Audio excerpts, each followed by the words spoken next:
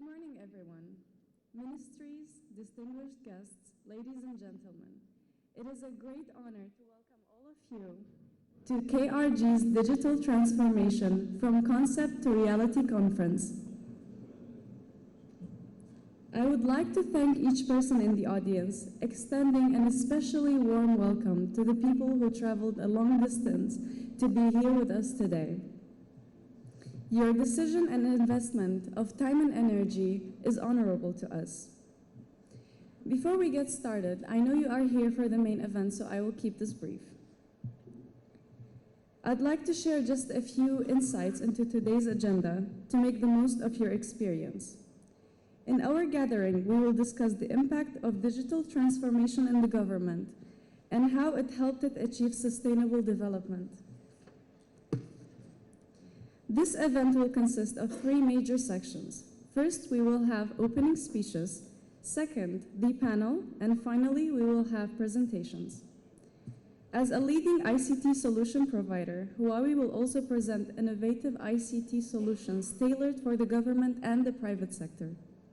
During the conference, DIT will show steps that have been achieved and now how it helped all the government facilities to be digitalized. And Huawei will be laying out some of the most significant emerging technologies in the government and other sectors, and also share innovative new ways to use digital technologies to reimagine the system. I would now like to start the first section of today's event by inviting Mr. Hiwa Effendi, the head of Department of Information Technology, to his opening speech. Thank you.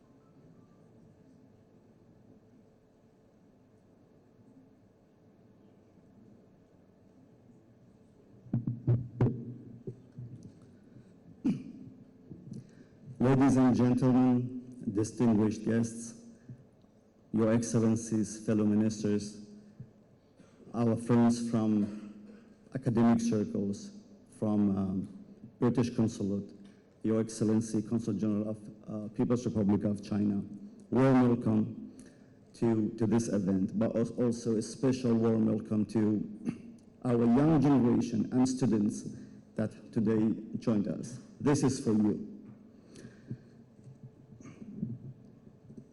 Let us start by answering a key question.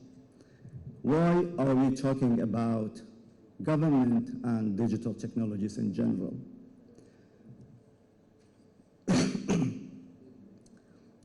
There is no doubt that no technologies in the human history have impacted the life of our people the way digital technologies has done so in only 2 decades.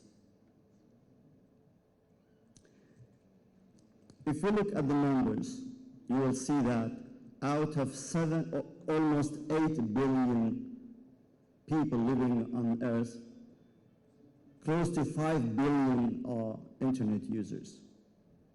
And more interestingly, 5.3 billion are actually mobile phone users, which means some people have 2 phones, and in addition to the fact that some people do not have internet access, but they have a phone. And this is a very important fact to realize, because if you look at countries, nations throughout history who have prevailed, you will find out that nations who have applied technology to life have been prosperous, have been also superior to other nations.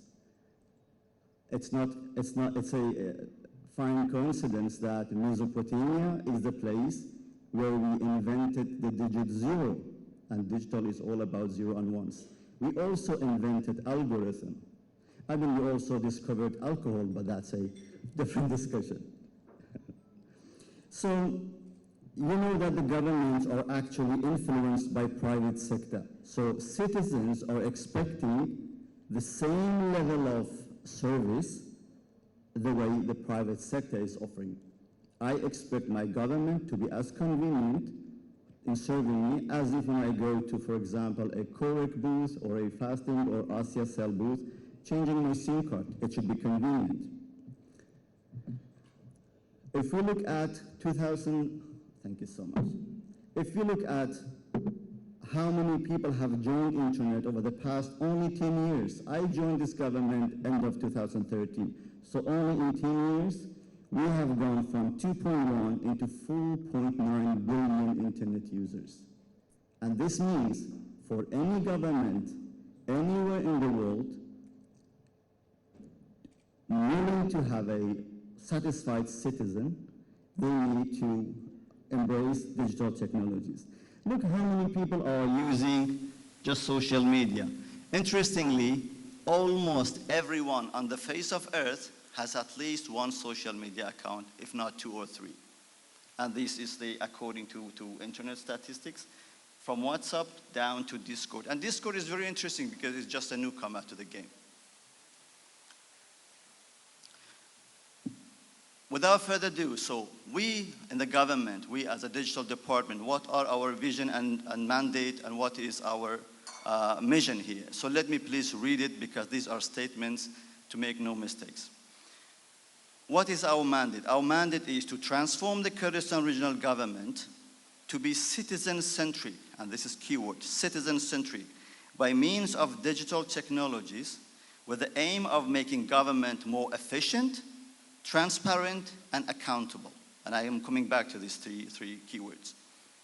Further, how we are going to do that?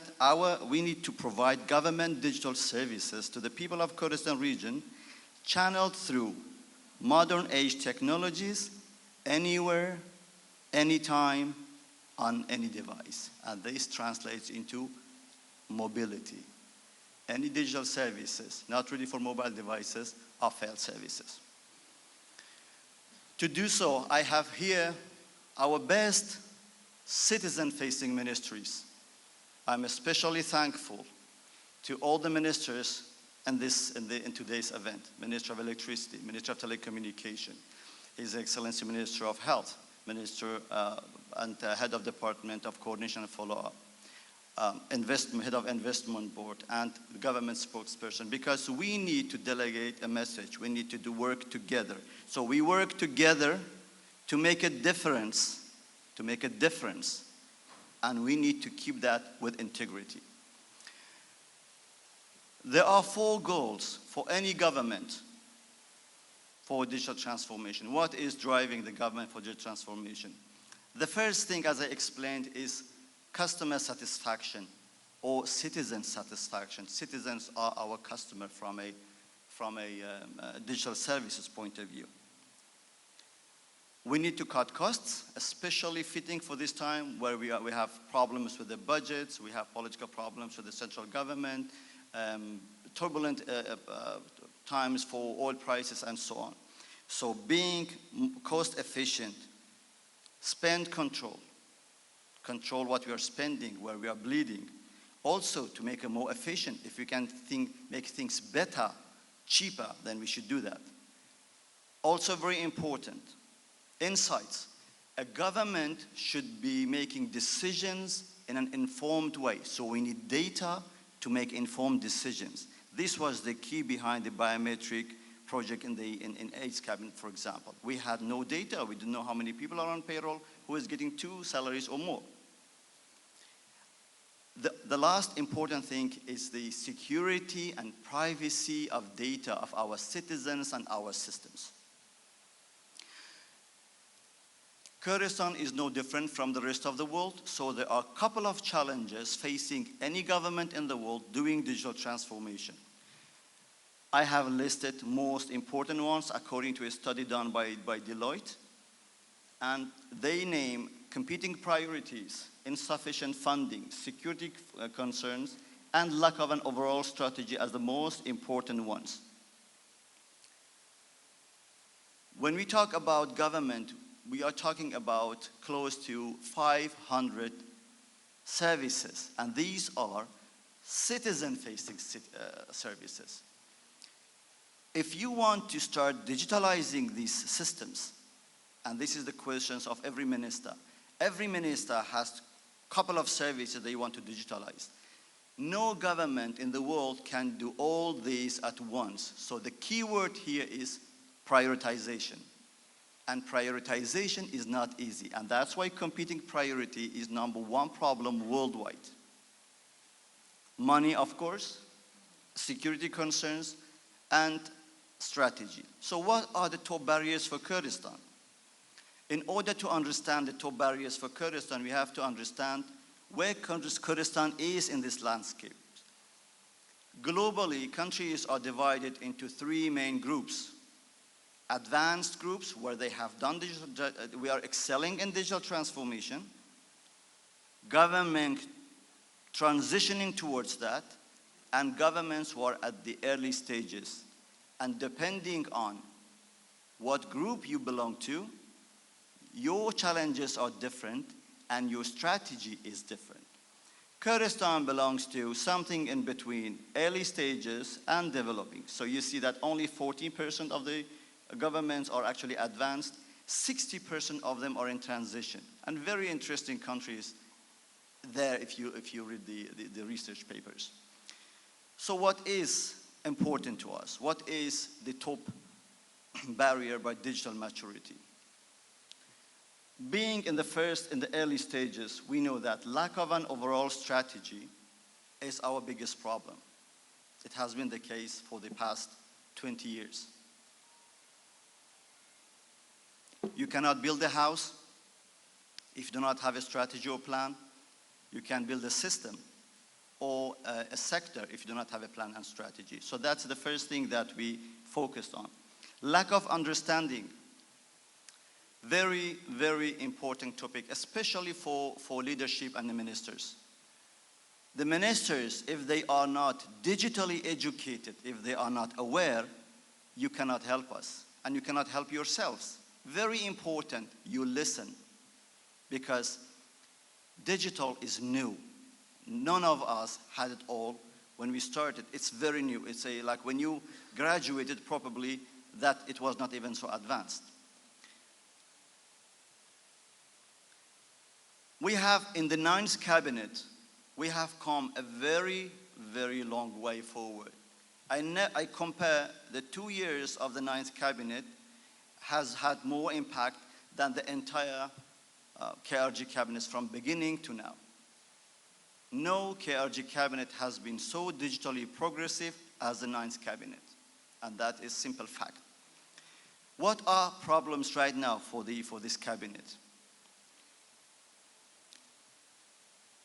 The biggest problem is mandate enforcement. So we have a department very strongly mandated by the Prime Minister, but when I come to enforce the mandate, I face problems most of the times with my own fellow government officials.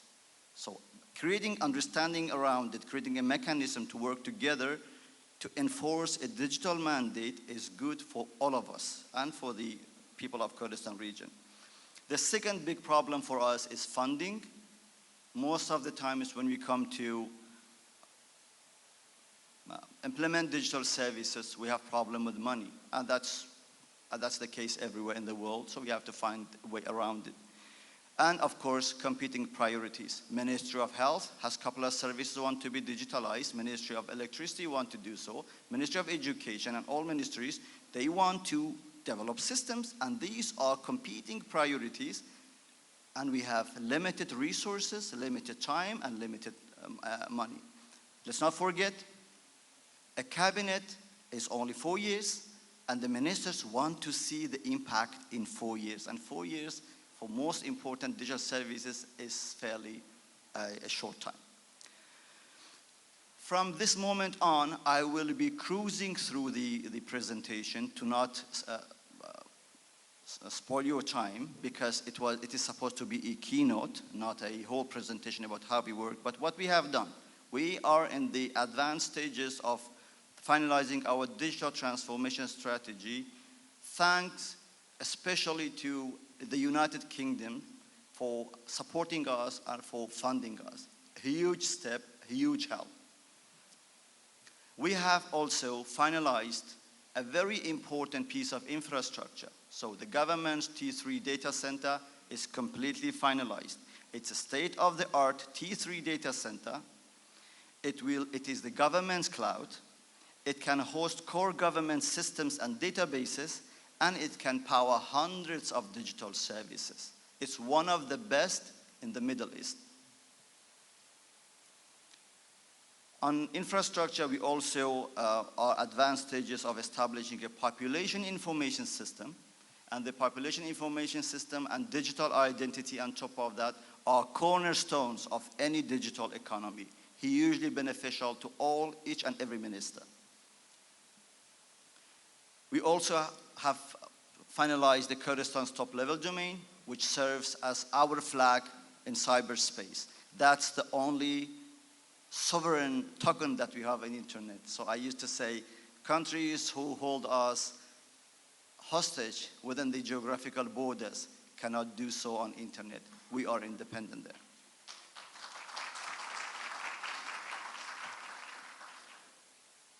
A couple of very important digital systems that we have developed over the past few months or year.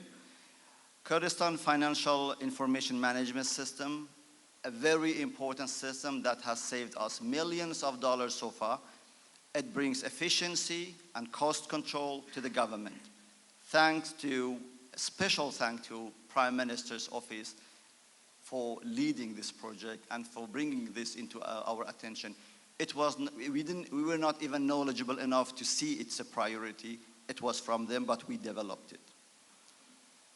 Entry control system is another very important system that we have built for Ministry of Interior. 16 systems. 5 of them are user-facing, including e-visa,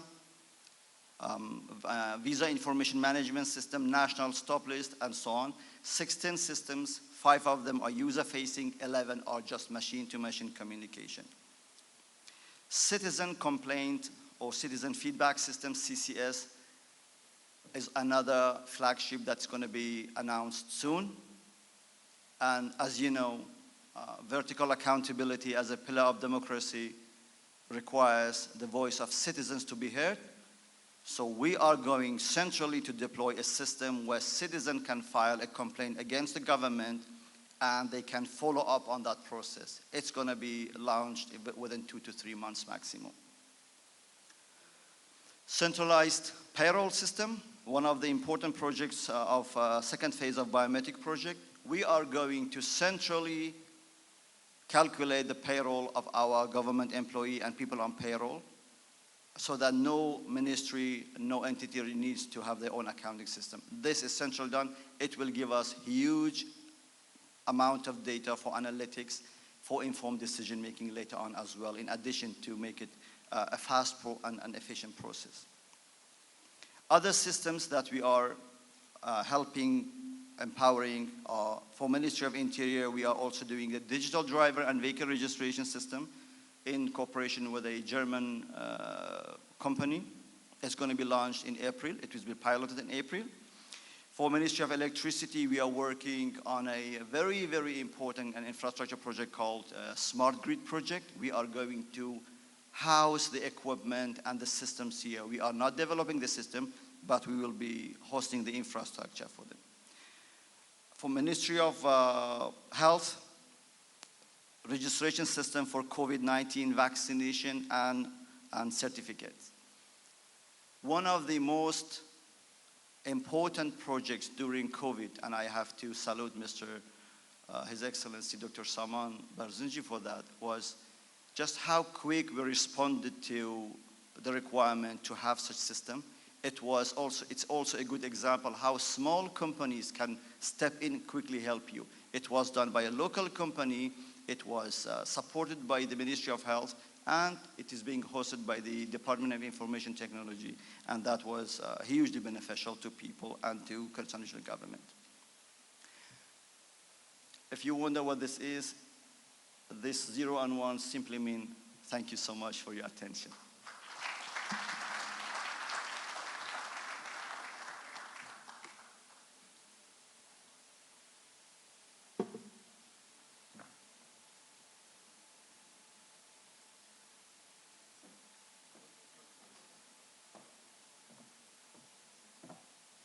Thank you, Mr. Hiwa, for the beautiful speech.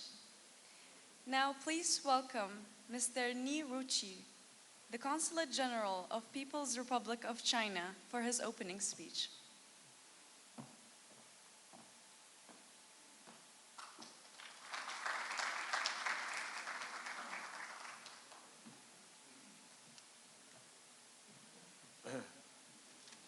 Thank you very much, Mr. Hiwa Afandi, for giving us full information of the digital program and digital system and the digital progress in the KRG. And thank you very much.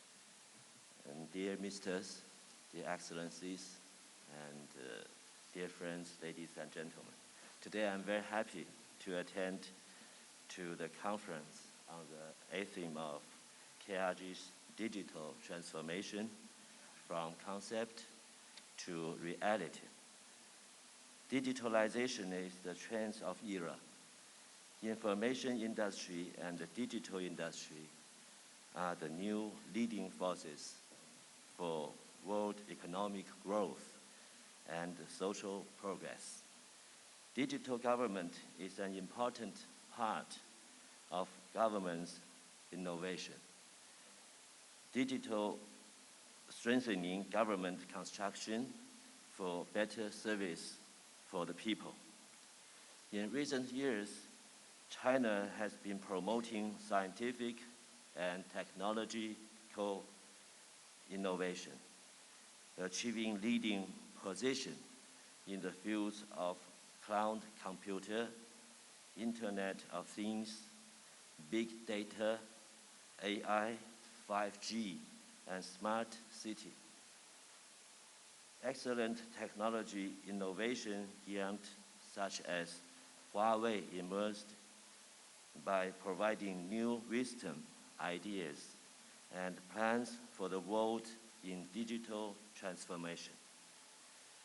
We are pleased to see that the KRG attaches great importance to the construction of digital government, has promoted many reforms in these fields, and achieved great results, streamlined the progress of administration, and provided real convenience to the people.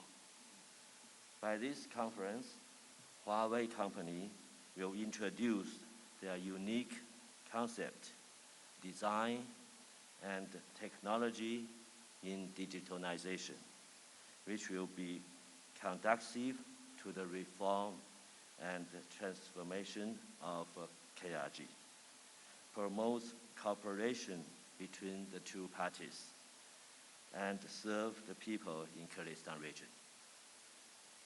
In the end, I wish this conference successful and hope in the future the cooperation between our two sides in the field will be better and better. Let our concept change into reality. Thank you, everybody. Zorsu Pas.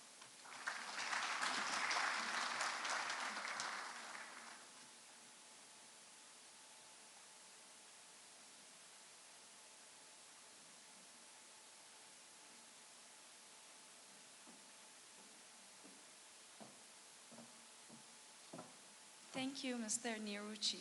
It is honorable to have you with us today.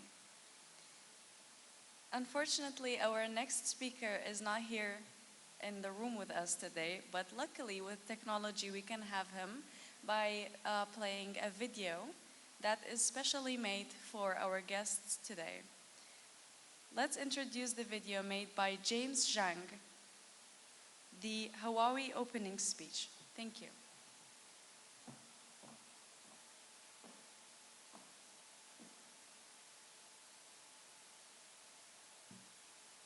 This is James, Managing Director of Iraq. Ladies and gentlemen, Bani Bash, good morning. This is James, Managing Director of Iraq, Huawei Enterprise Business Group. Today, I'm very honored to be here in such important events and to be a part of making the future of digital transformation for the KRG. We feel the eagerness from the Department of Technology to bring the latest technology to the business and people.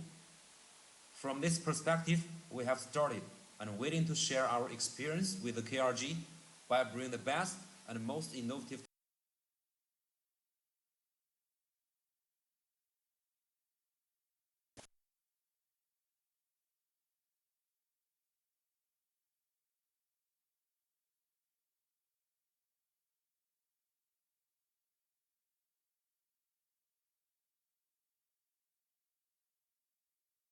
will be always supportive and will be always the company that rely on, as we have been before in the worst time, and we will be here to build the region in the digital transformation era. Our experts, engineers, developers will be your army to cross the bridge and change the concept to reality. Last but not least, I would like to thank the Department of Technology to give us the chance to be a part of this transformation and open the door to share our knowledge and experience with all the KRG department. Thank you so much. I hope you can enjoy the day.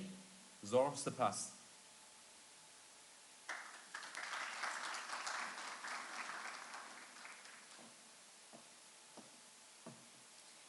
Thank you, Mr. James Zhang, for trying your best to be with us, at least virtually. Now, please welcome Mr. Safdar Nazir, Senior VP of Huawei Middle East.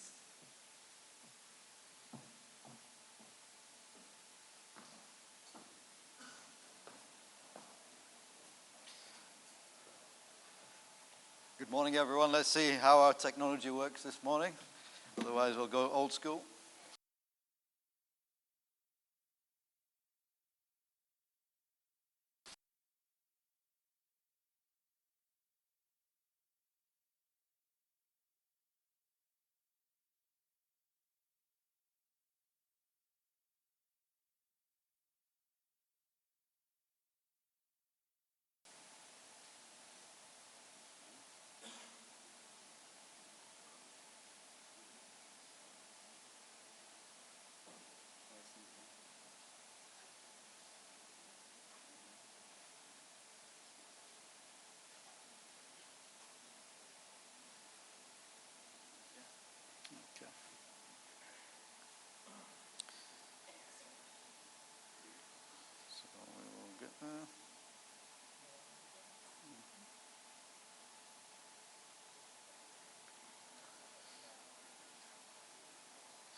So, we had a very good introduction from Mr. Hero about digital transformation, and I'm going to follow up some of that, and also from His Excellency, the Ambassador, talking about how Huawei is working around the world in terms of digital transformation.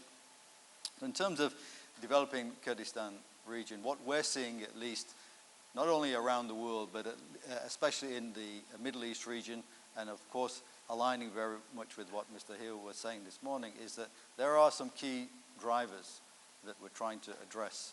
And that includes the people, of course, who come first, who we're trying to serve. Then, of course, there's a diversification of economy.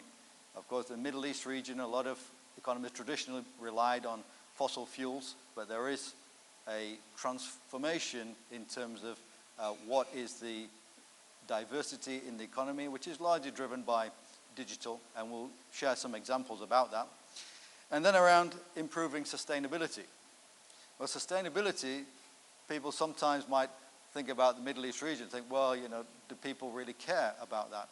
Well, in actual fact, many countries in the Middle East region have launched green strategies, sustainability strategies. When we look across the Middle East, we certainly see that. And if we look to the future, if we don't do something about that in time now, by 2050, temperatures could be hitting 60 degrees in different parts of the Middle East region. So it's a very serious issue. Now, in terms of digital transformation around the world, we see that over 170 plus countries have a national digital transformation plan or strategy. Of course, it's great having a plan. We then need to be able to execute on it as well to be able to realize it. So this is some analysis from Huawei's, we call it the Global Connectivity Index, and we see that countries are really falling into three categories. There's those who we might call adopters, or sorry, starters. there's the adopters, and then there's the front runners. And there's a significant gap between the front runners and the adopters. So although many countries are trying, through the digital transformation, we typically go through stages of digitization, digitalization, and digital transformation. And later, hopefully, in the panel discussion, we can elaborate more on that. So not only countries, but also industries. What we're seeing is a similar type of curve. Every industry is being impacted by technology and should be. And ultimately, every industry will, in fact, become a technology-based industry. And that's when we reach digital transformation. Of course, there are some which are front runners, and their business is significantly changed by technology, and they're using some advanced services. But even, I was in one country in the Middle East, and I was talking to an oil and gas company, and they were a little bit blasé about digital transformation and what it might mean to them. Well, I said, well, you know, if people are moving to renewable energy, and renewable energy is driving their cars and their vehicles, then who's your customer going to be in the future? So that's why you have many traditional petroleum companies also diversifying in their energy, and Shell is a good example of that. Now, just some examples of countries. Estonia is quite often held up as a shining star example. A couple of decades ago, it was, of course, under the influence of Russia, and since then tried to be quite independent. It's a relatively small population, about 1.2 million, but it's recognized worldwide for its transformation.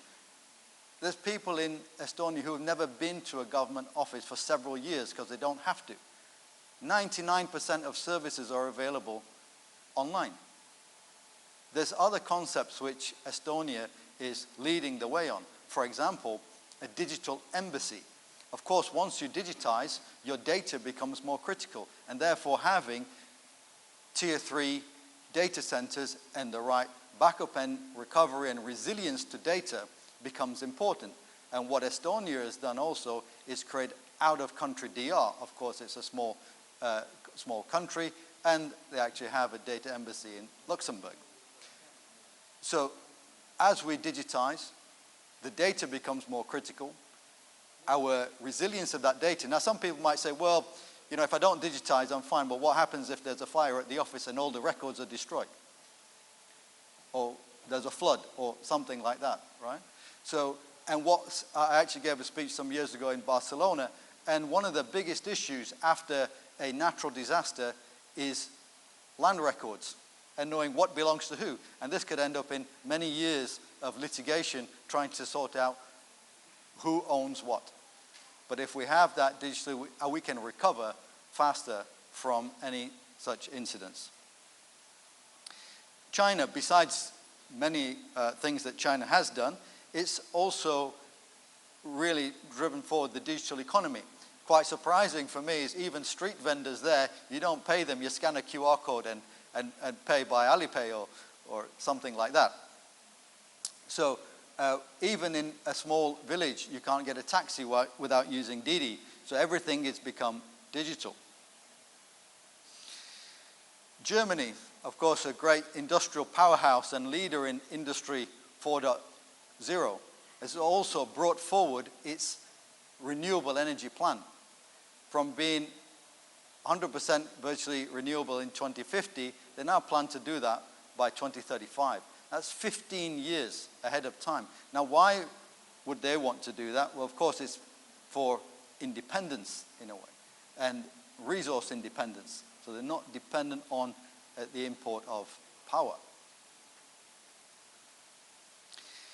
Now, in every industry and in every country and region where we are, we build up, when we talk about digitization and digital twins, we're really taking the physical into the digital world. And how do we build that up from the ground up? I talked a little bit about the example of Estonia. So when we look at a country and region, we firstly have to understand, well, how does that connect to the world, right? So whether that's subsea cable or connectivity through other countries, this is first part of resilience and the diversification of that.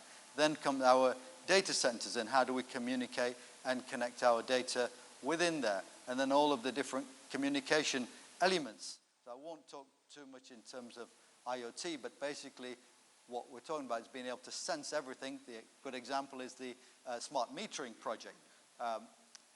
That's a sensor, effectively. Now you're sensing, and then you're connecting, so there's a communication element, and then you're taking it back to your data center for processing. And that applies in all industries, and ultimately allows us the digital economy.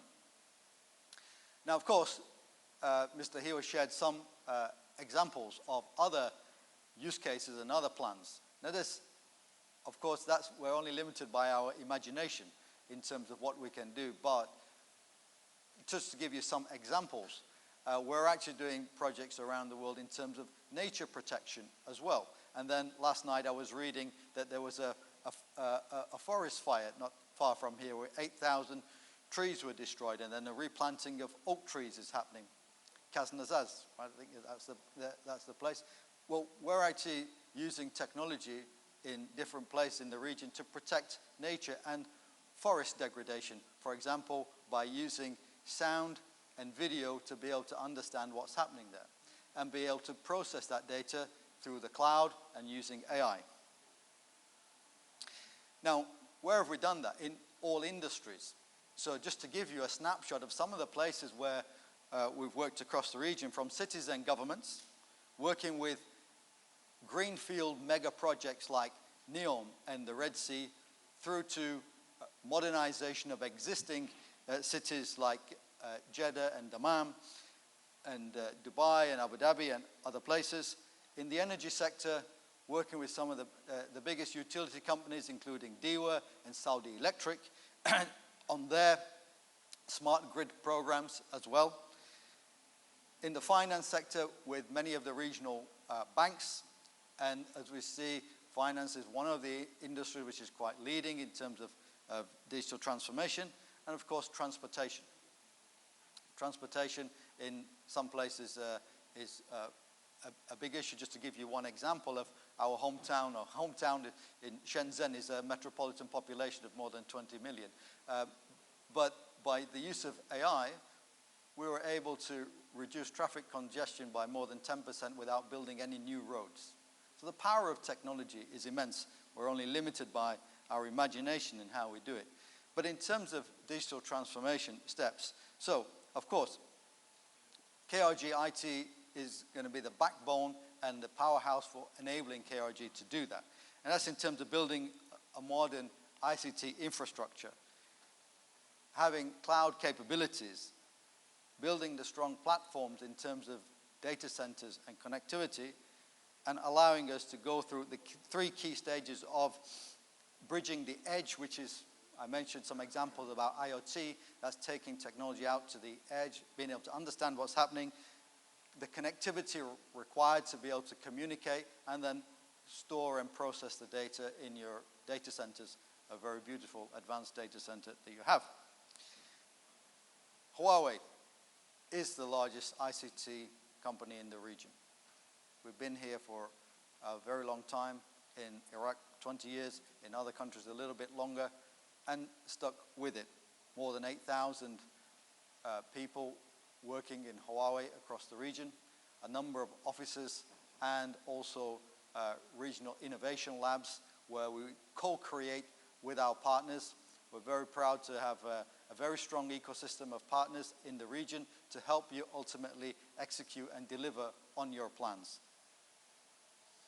So in terms of a call to action, I'd say there's three key things. One is to prioritize and accelerate the digital transformation plan, and KRG through Mr. Hiwa have already a clear plan and a roadmap for that.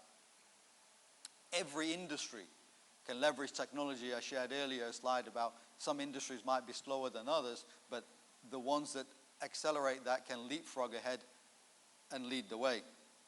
And continuous innovation enables smart to be sustainable. That means we can continue to be smart. And later on this afternoon, some of my colleagues will talk more in detail about the solutions around that, from connectivity to cloud services, to renewable energy. So thank you very much.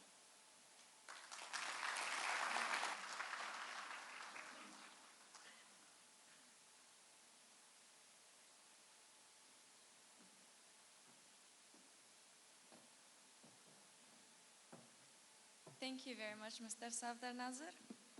It was a delightful presentation.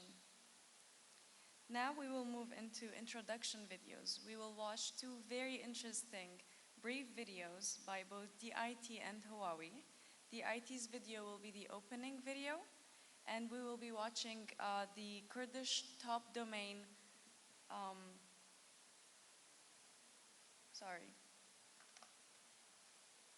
.krd, the top level domain of Kurdistan. Thank you.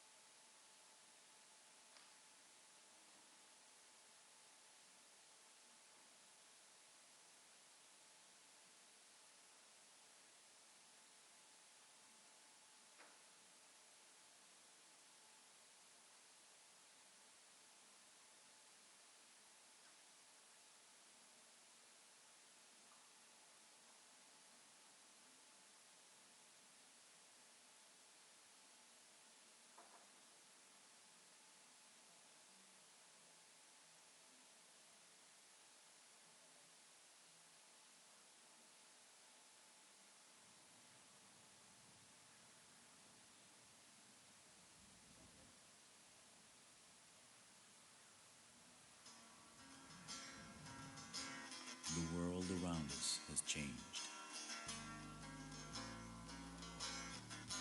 The internet has transformed the way we interact and communicate. It introduces people, brings us together, and connects diverse cultures.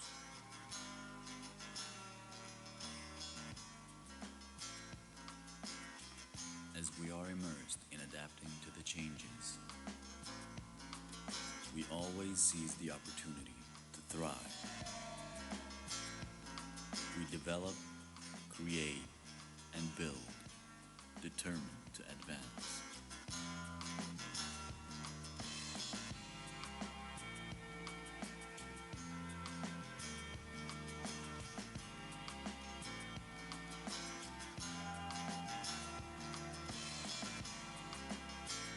While global connectivity continues its unprecedented advance, we introduce our collective signature and pride on the internet. Individuals, businesses, and organizations have now the opportunity to be represented in cyberspace by a domain name of which they can be proud. One that makes them stand out, that motivates them to be creative and passionate and operate by embracing their Kurdistani identities.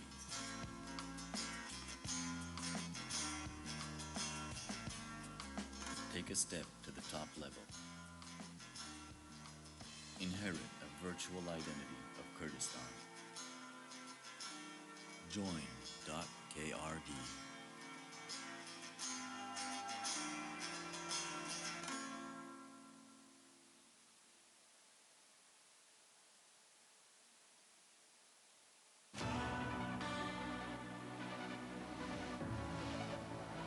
In the Intelligent World 2030, digital government adapts to people's livelihoods. A dynamic and multi-dimensional labor force, blending human insight with robotics, AI, and more, becomes a key factor in production. People's focus shifts beyond material wealth, and digital means achieve digital equity and fairness, as well as taking control of the metabolism, the very health of the earth.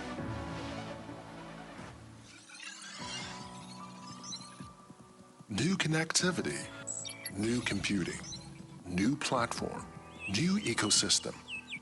These build the foundation of the Intelligent World 2030.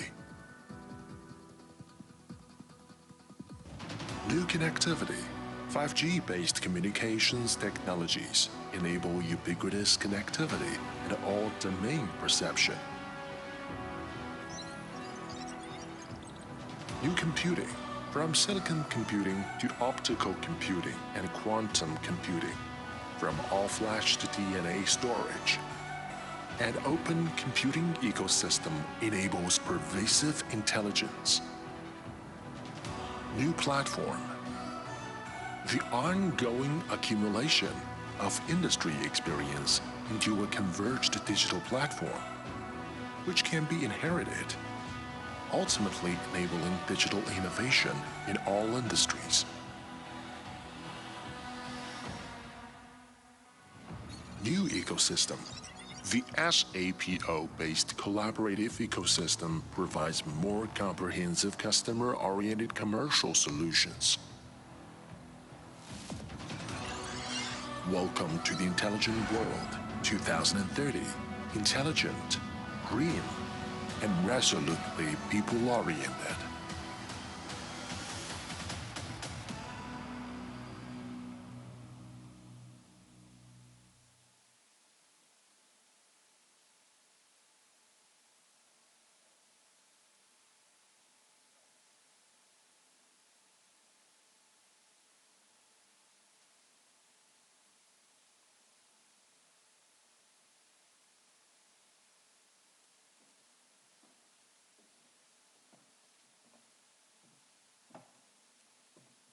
Thank you everyone for the attention.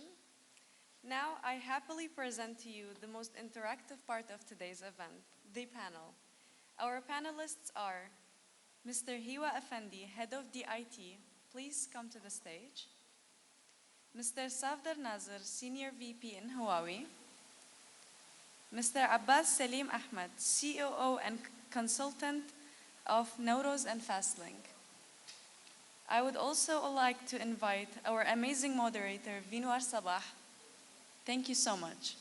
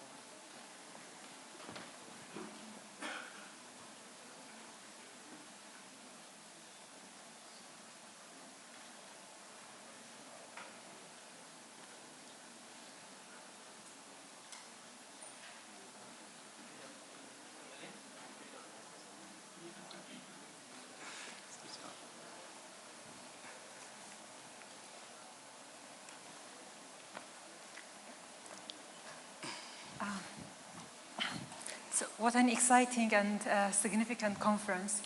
I hope you're all as excited as me to be here today to discuss a very important and crucial topic and a very significant transition, which is the digital transformation of the Kurdistan regional government.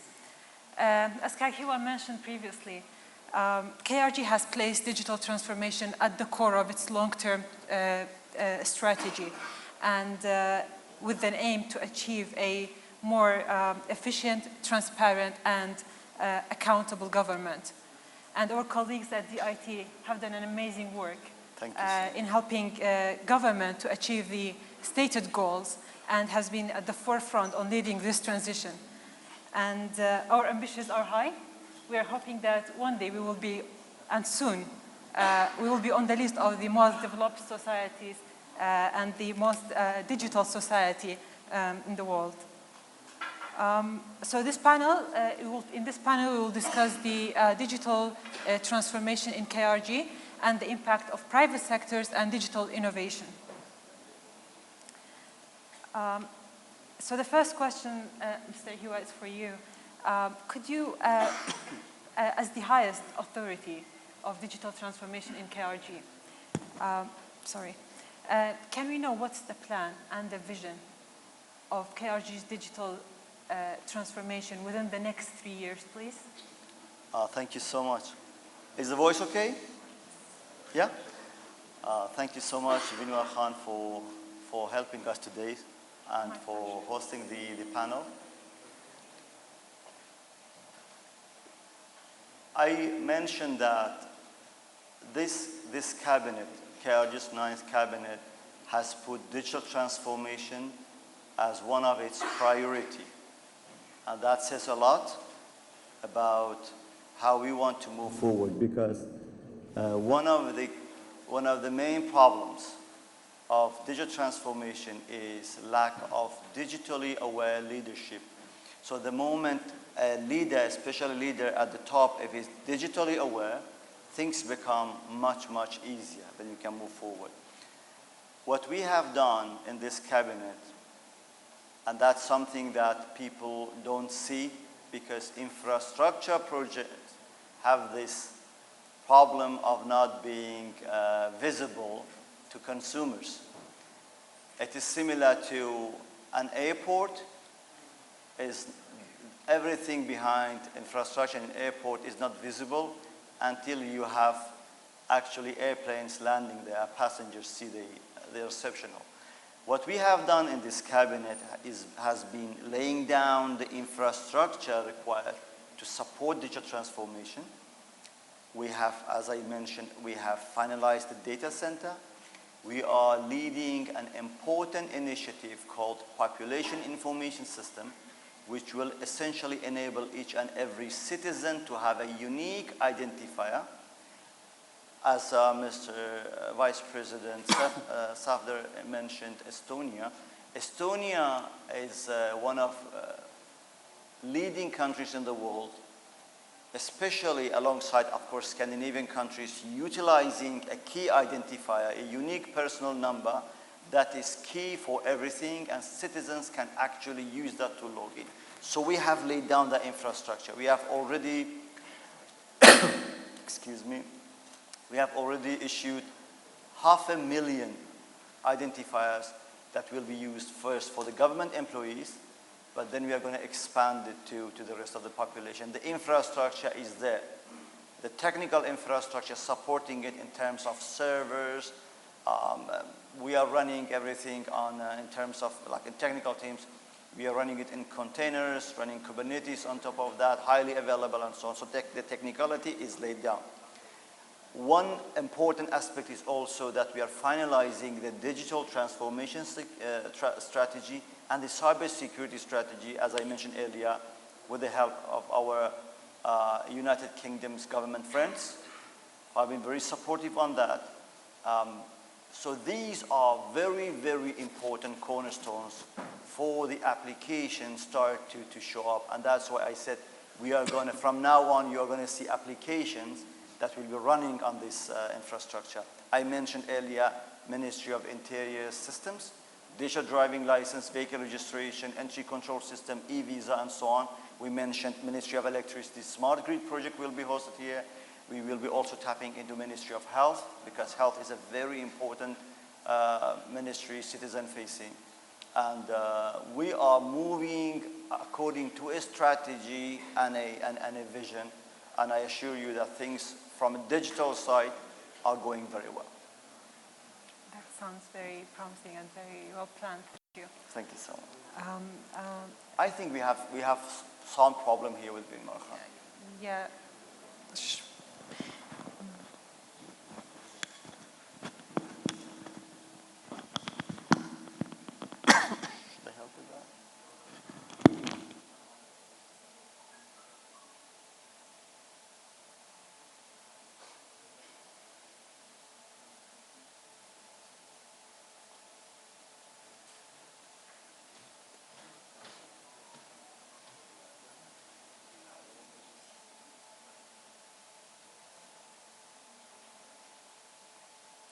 حضرتك توزيع نزيتر كم؟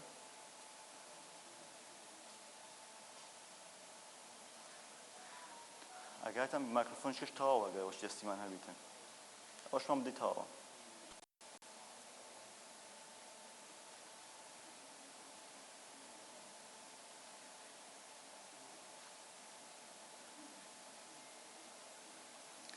One thing that the world has not solved is microphone issue. Yesterday, His Excellency Deputy Prime Minister mentioned that even in e-governance conference in Estonia, when we started to talk, the microphone didn't work. And he was very happy.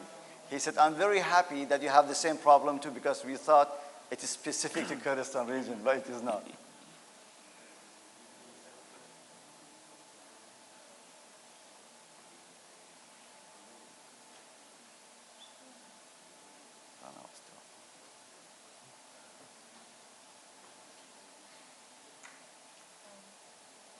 Can you hear me properly now?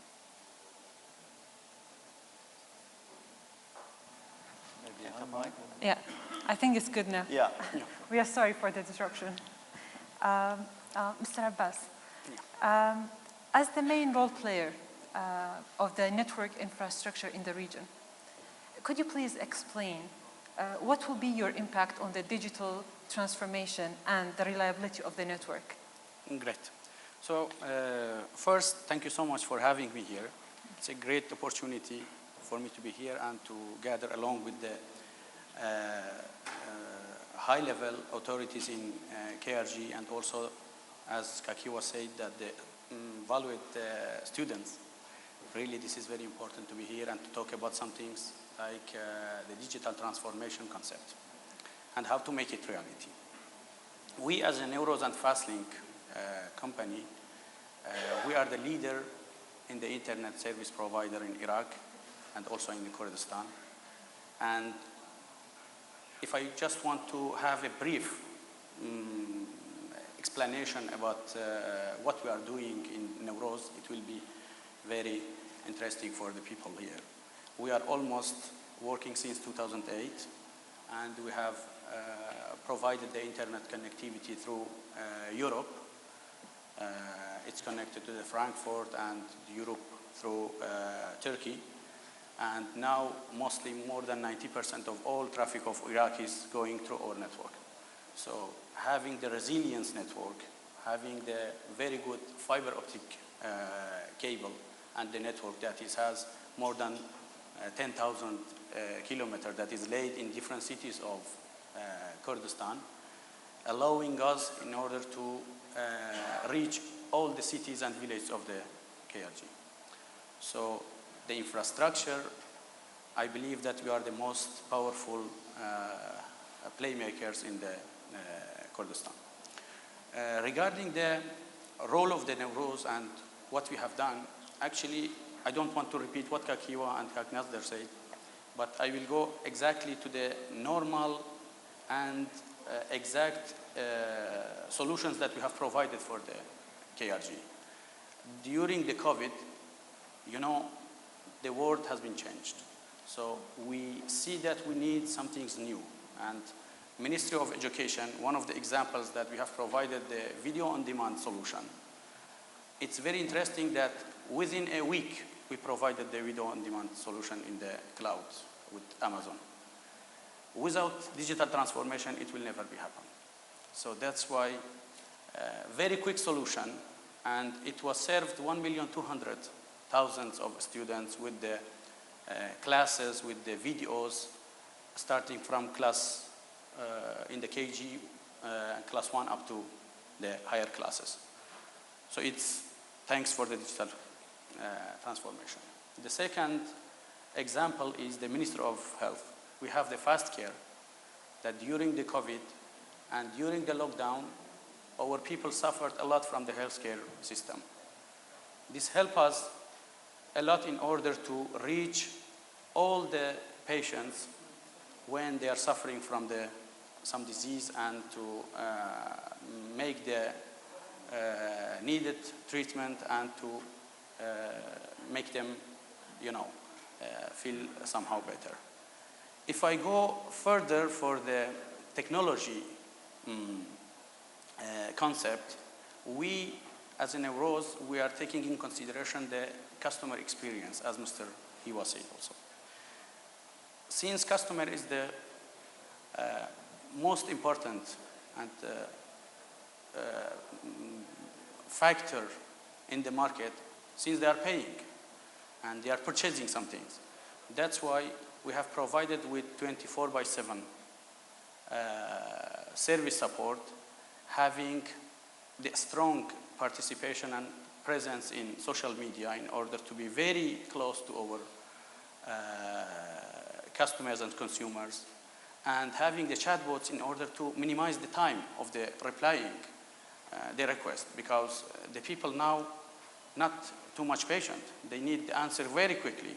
That's why I believe we have to find some solution in order to be interacting with them in a real time and in a very. But for sure, we had a lot of challenge also, like expanding the legacy network that we had before in 2008, 9, 10, and that's why it needs the very high capital expenses and with the operational expenses that, but in the long term, I believe that it will be compensated and we can support, even the government and also our consumers in order to be in the better position. Thank you very much. Despite the fact that COVID has had very negative impact, but I think has been a good motivator towards digital transformation. All right. Thank you. Mr. Safder, as a global tech company, could you please tell us how Huawei has helped governments with the digital transformation in different countries? Sure. So, first, being such a large company around the world, we've literally worked with hundreds of city governments, regional governments, national governments on their plans.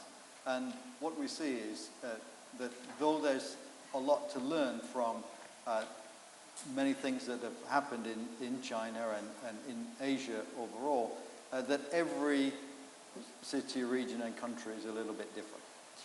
So the benefit that we have is because we've seen so much that we're able to bring that global experience and apply it in the local context. So depending on what the plans are, and as I mentioned, every whether it's national government or regional or city have their own plans, and that's great. Our role is really to try and help them execute on that, right? So we're very pragmatic, and the quicker we can get work with our customers to achieve their objectives, the sooner they can have the benefit of doing that. Now, it's a fact that Huawei's breadth of technology is really unmatched. So, of course, we welcome and we have competition in everything from phones to laptops to data centers to Wi-Fi and everything else. And that makes us just do better. But the simple fact is that there's no company in the world that has the breadth of Huawei. And you'll see some of that later this afternoon when my colleagues share. What it means is that as an advisor working with our customers, we don't really have to try to push them in a particular technology domain because just about everyone we have anyway, right? So we can really work with them on what it is that they're trying to achieve, and therefore the best way of achieving it. Beyond that, is because we are, we're about 200,000 employees worldwide. More than 50% of them are in R&D. And we're spending between 15 and 20% of our revenue, which is 100 billion plus, on R&D, which means that we are developing a lot of the technologies of the future, so we can also guide our customers and partners on where the technology is going.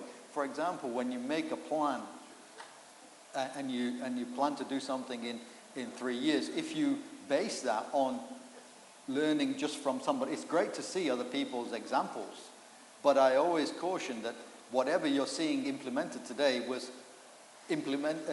done today was implemented sometime before and conceived maybe some years before that. So the gap between that place that you're looking at doing something and you being able to execute could be 10 years maybe. So it's better to look at where do you want to go and what will be the right technologies for you for the time frame that you're looking at. And I think that's a kind of a unique position that Huawei has to be able to help our customers. Thanks for the great work you're doing. Mr. Hira, I would like to ask you a question regarding, you mentioned earlier in your presentation as well, when it comes to the challenges and opportunities of digital transformation, economy and budget is one of the elements that actually falls under both categories, as a challenge, as an opportunity as well. In your perspective, what do you think would be the impact of digital transportation on KRG's economy, given the facts that you referred to in your presentation as well? By enabling digital economy, actually you are contributing hugely to the economy of nations. One simple example would be in a country like United Kingdom, it's estimated that by unlocking digital identity platform, you could reach up to at least 7% GDP of the country. A country like Estonia is paying for its NATO membership completely based on IT. So it is so rewarding. Furthermore, digital economy and digital systems make you so efficient that you can do things in a much, much better way with a fraction of the cost that you used to pay before. And that is also, again, like the way Estonia is saving man hours only by e-voting is just amazing. We deployed a system, a single system called Kerasan Financial Management System, where we capture the expenditures of the government. And only by that one single system, for which government paid nothing. It was completely done by Department of Information Technology, by our excellent developers and DevOps engineers, hosted on-prem by our excellent teams. The government didn't pay anything for it, and it is saving the governments more than 500 to 600 millions every year. So by just one system, if you reinvest it back to the economy and do more of it, Kurdistan, it will transform Kurdistan fundamentally if you use it properly over a period of 4 to 5 years. In addition to the citizen satisfaction and so on. To a degree that I personally believe, or I know, the only way Kurdistan can survive over the period of the next 10 years is by going digital. If Kurdistan doesn't go digital within these 5-10 years, Kurdistan will not survive. And there are a lot of reasons for that we get into the politics and the hard reality of geopolitical situation that the Kurds in general are in, especially KRG in this specific time. So going digital, harnessing data and being efficient is key to our survival. I think, yeah, it's a major contributor towards the goals of being efficient, transparent, and accountable. Exactly. Thank you very much. Thank you so much. Mr. Abbas, I would like to ask you a question regarding the role of private company. So as a private company, what do you think will be, what benefits or outcomes private companies will gain or receive from the transformation, the digital transformation of the government? Yeah. It's a good question. Actually, you know, government and the private sectors, they need each other. So it's very important. So when the government is going through the digital transformation, since we are having the infrastructure, they don't need to start from scratch, to build from scratch. So we have the environment. We are having a very good penetration to all cities and villages of the Kurdistan. So that's why it will be much easier for them to reach all the citizens of Kurdistan by our 4G network, by our FTTH and ADSL network, so it will be much easier for them. And also it will be another revenue stream for us also, that we will have the value as a services. And this is also very important for us as a private sector. I believe if you want to go for the digitalization, we need the 5G. If you allow me, let me talk a little bit about the 5G, that how we can give some benefits to the consumers and make the people here the same services that they are having in the region and also in the, let's say, Gulf, comparing to the Gulf. If I go a little bit back to 2013, we had the LTE at that time as a fast link. It was a bit challenging for us because it was a first project here in Iraq, and there was no any license for the 4G in the Iraqi government. But we have started. Why? Because we were brave, and also our government support us in order to go fast.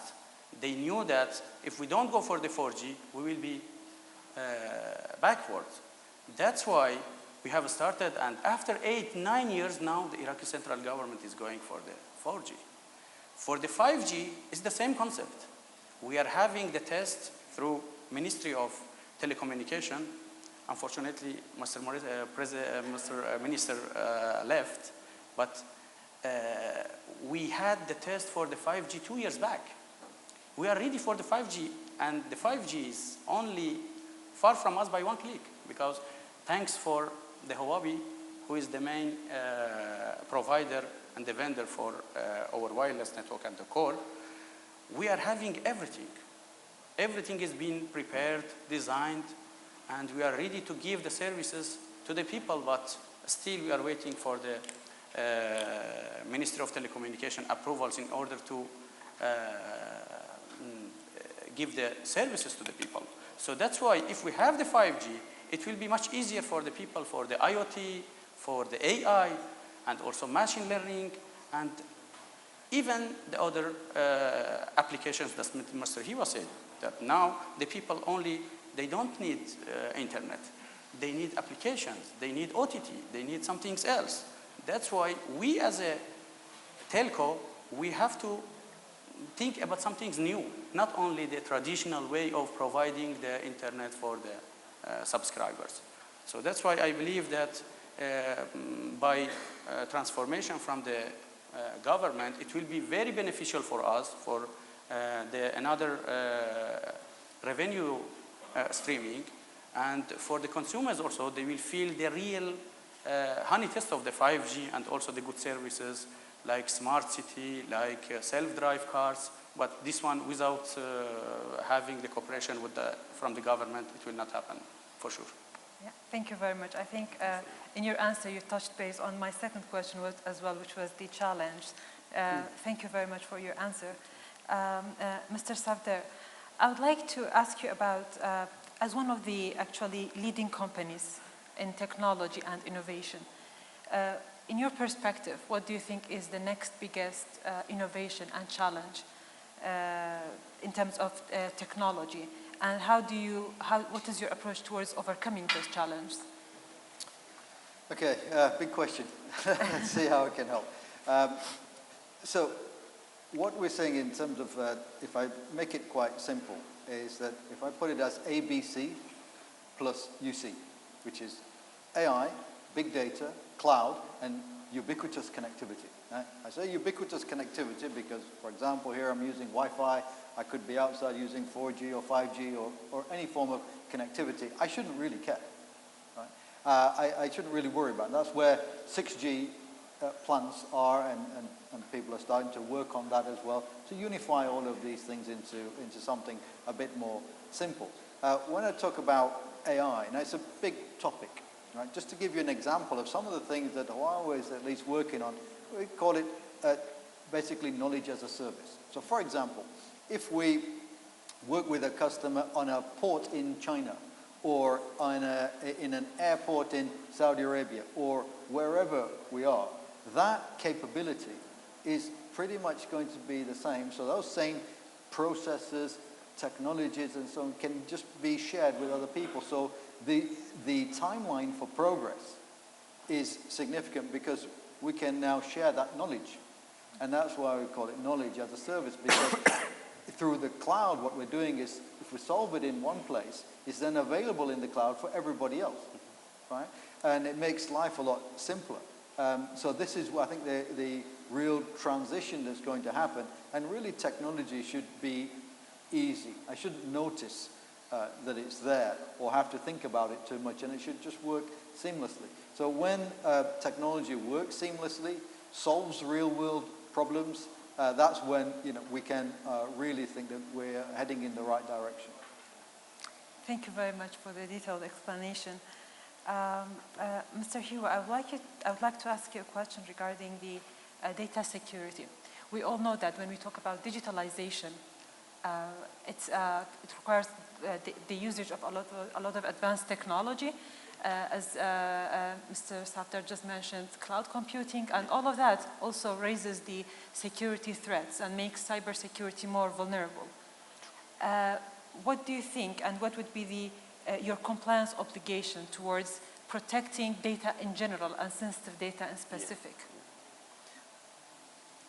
When we talk about cybersecurity in government, we generally talk about two main dimensions.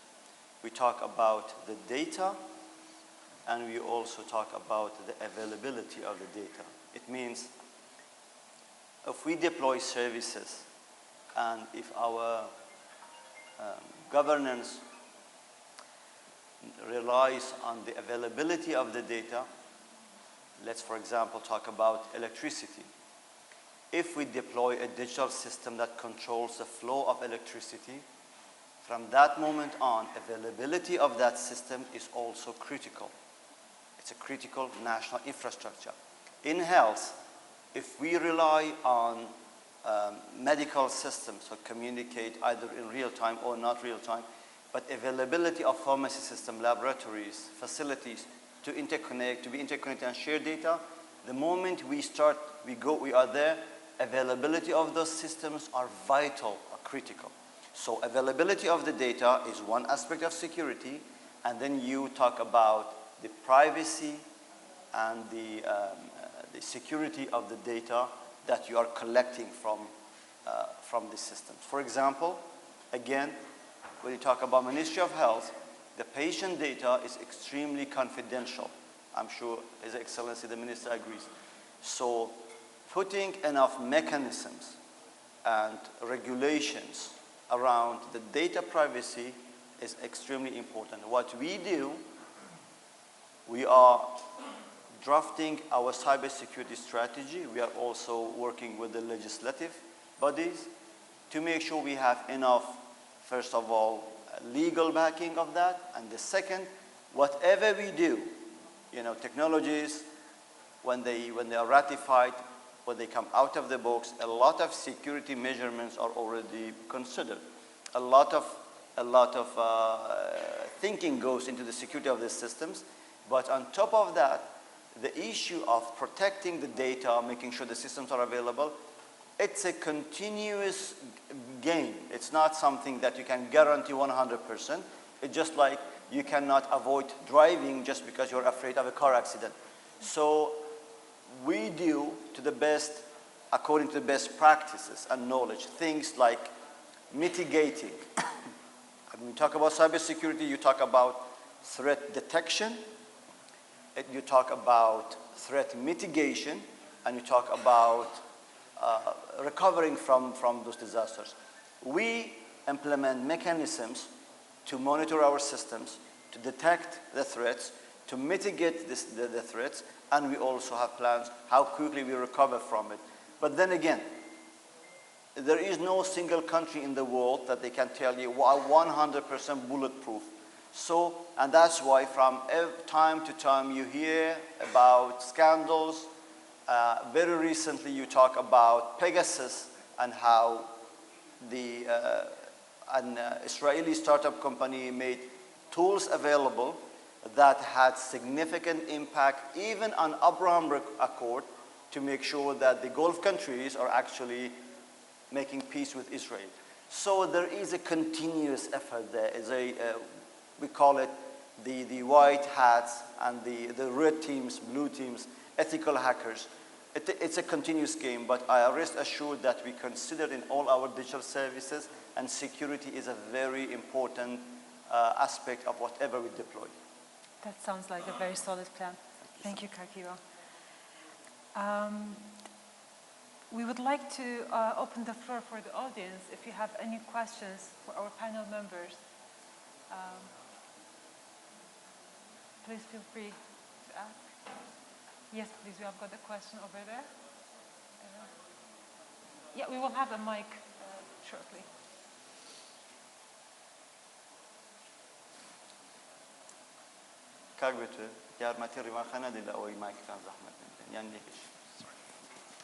Thank you. Thanks for your opportunity, and thanks for giving me to ask my question, because this is a very crucial question for technology and the improvements of technology. First of all, I am Imam Sa'ari from the Catholic University and a master holder from the University of Kurdistan in the computer system engineering. The question is actually for the panelists, for all of them, regarding the improvements for the technology. For instance, don't you think that improving the technology will lead to the losing jobs by employees? Just as a simple example, there was a pilot with the cameraman taking photos and recording on the chopper. But after producing the drones, both of them, they have lost their jobs. So don't you think that the technology will govern the world and govern the people instead of, for example, the people or the employees? And the employers, they don't need more to hire more employees to be done by their jobs, and also to control their task. For instance, in the education sector, what don't you think that the robots will replace the teachers or will replace the employees? Instead of them, they will do their jobs and will teach virtually and technologically and digitally. So what will be the steps to prevent losing jobs by employees? Thank you. Thank you very much for your question. Yeah, please, we will take another question. We have a mic, please. Yeah, thank you very much.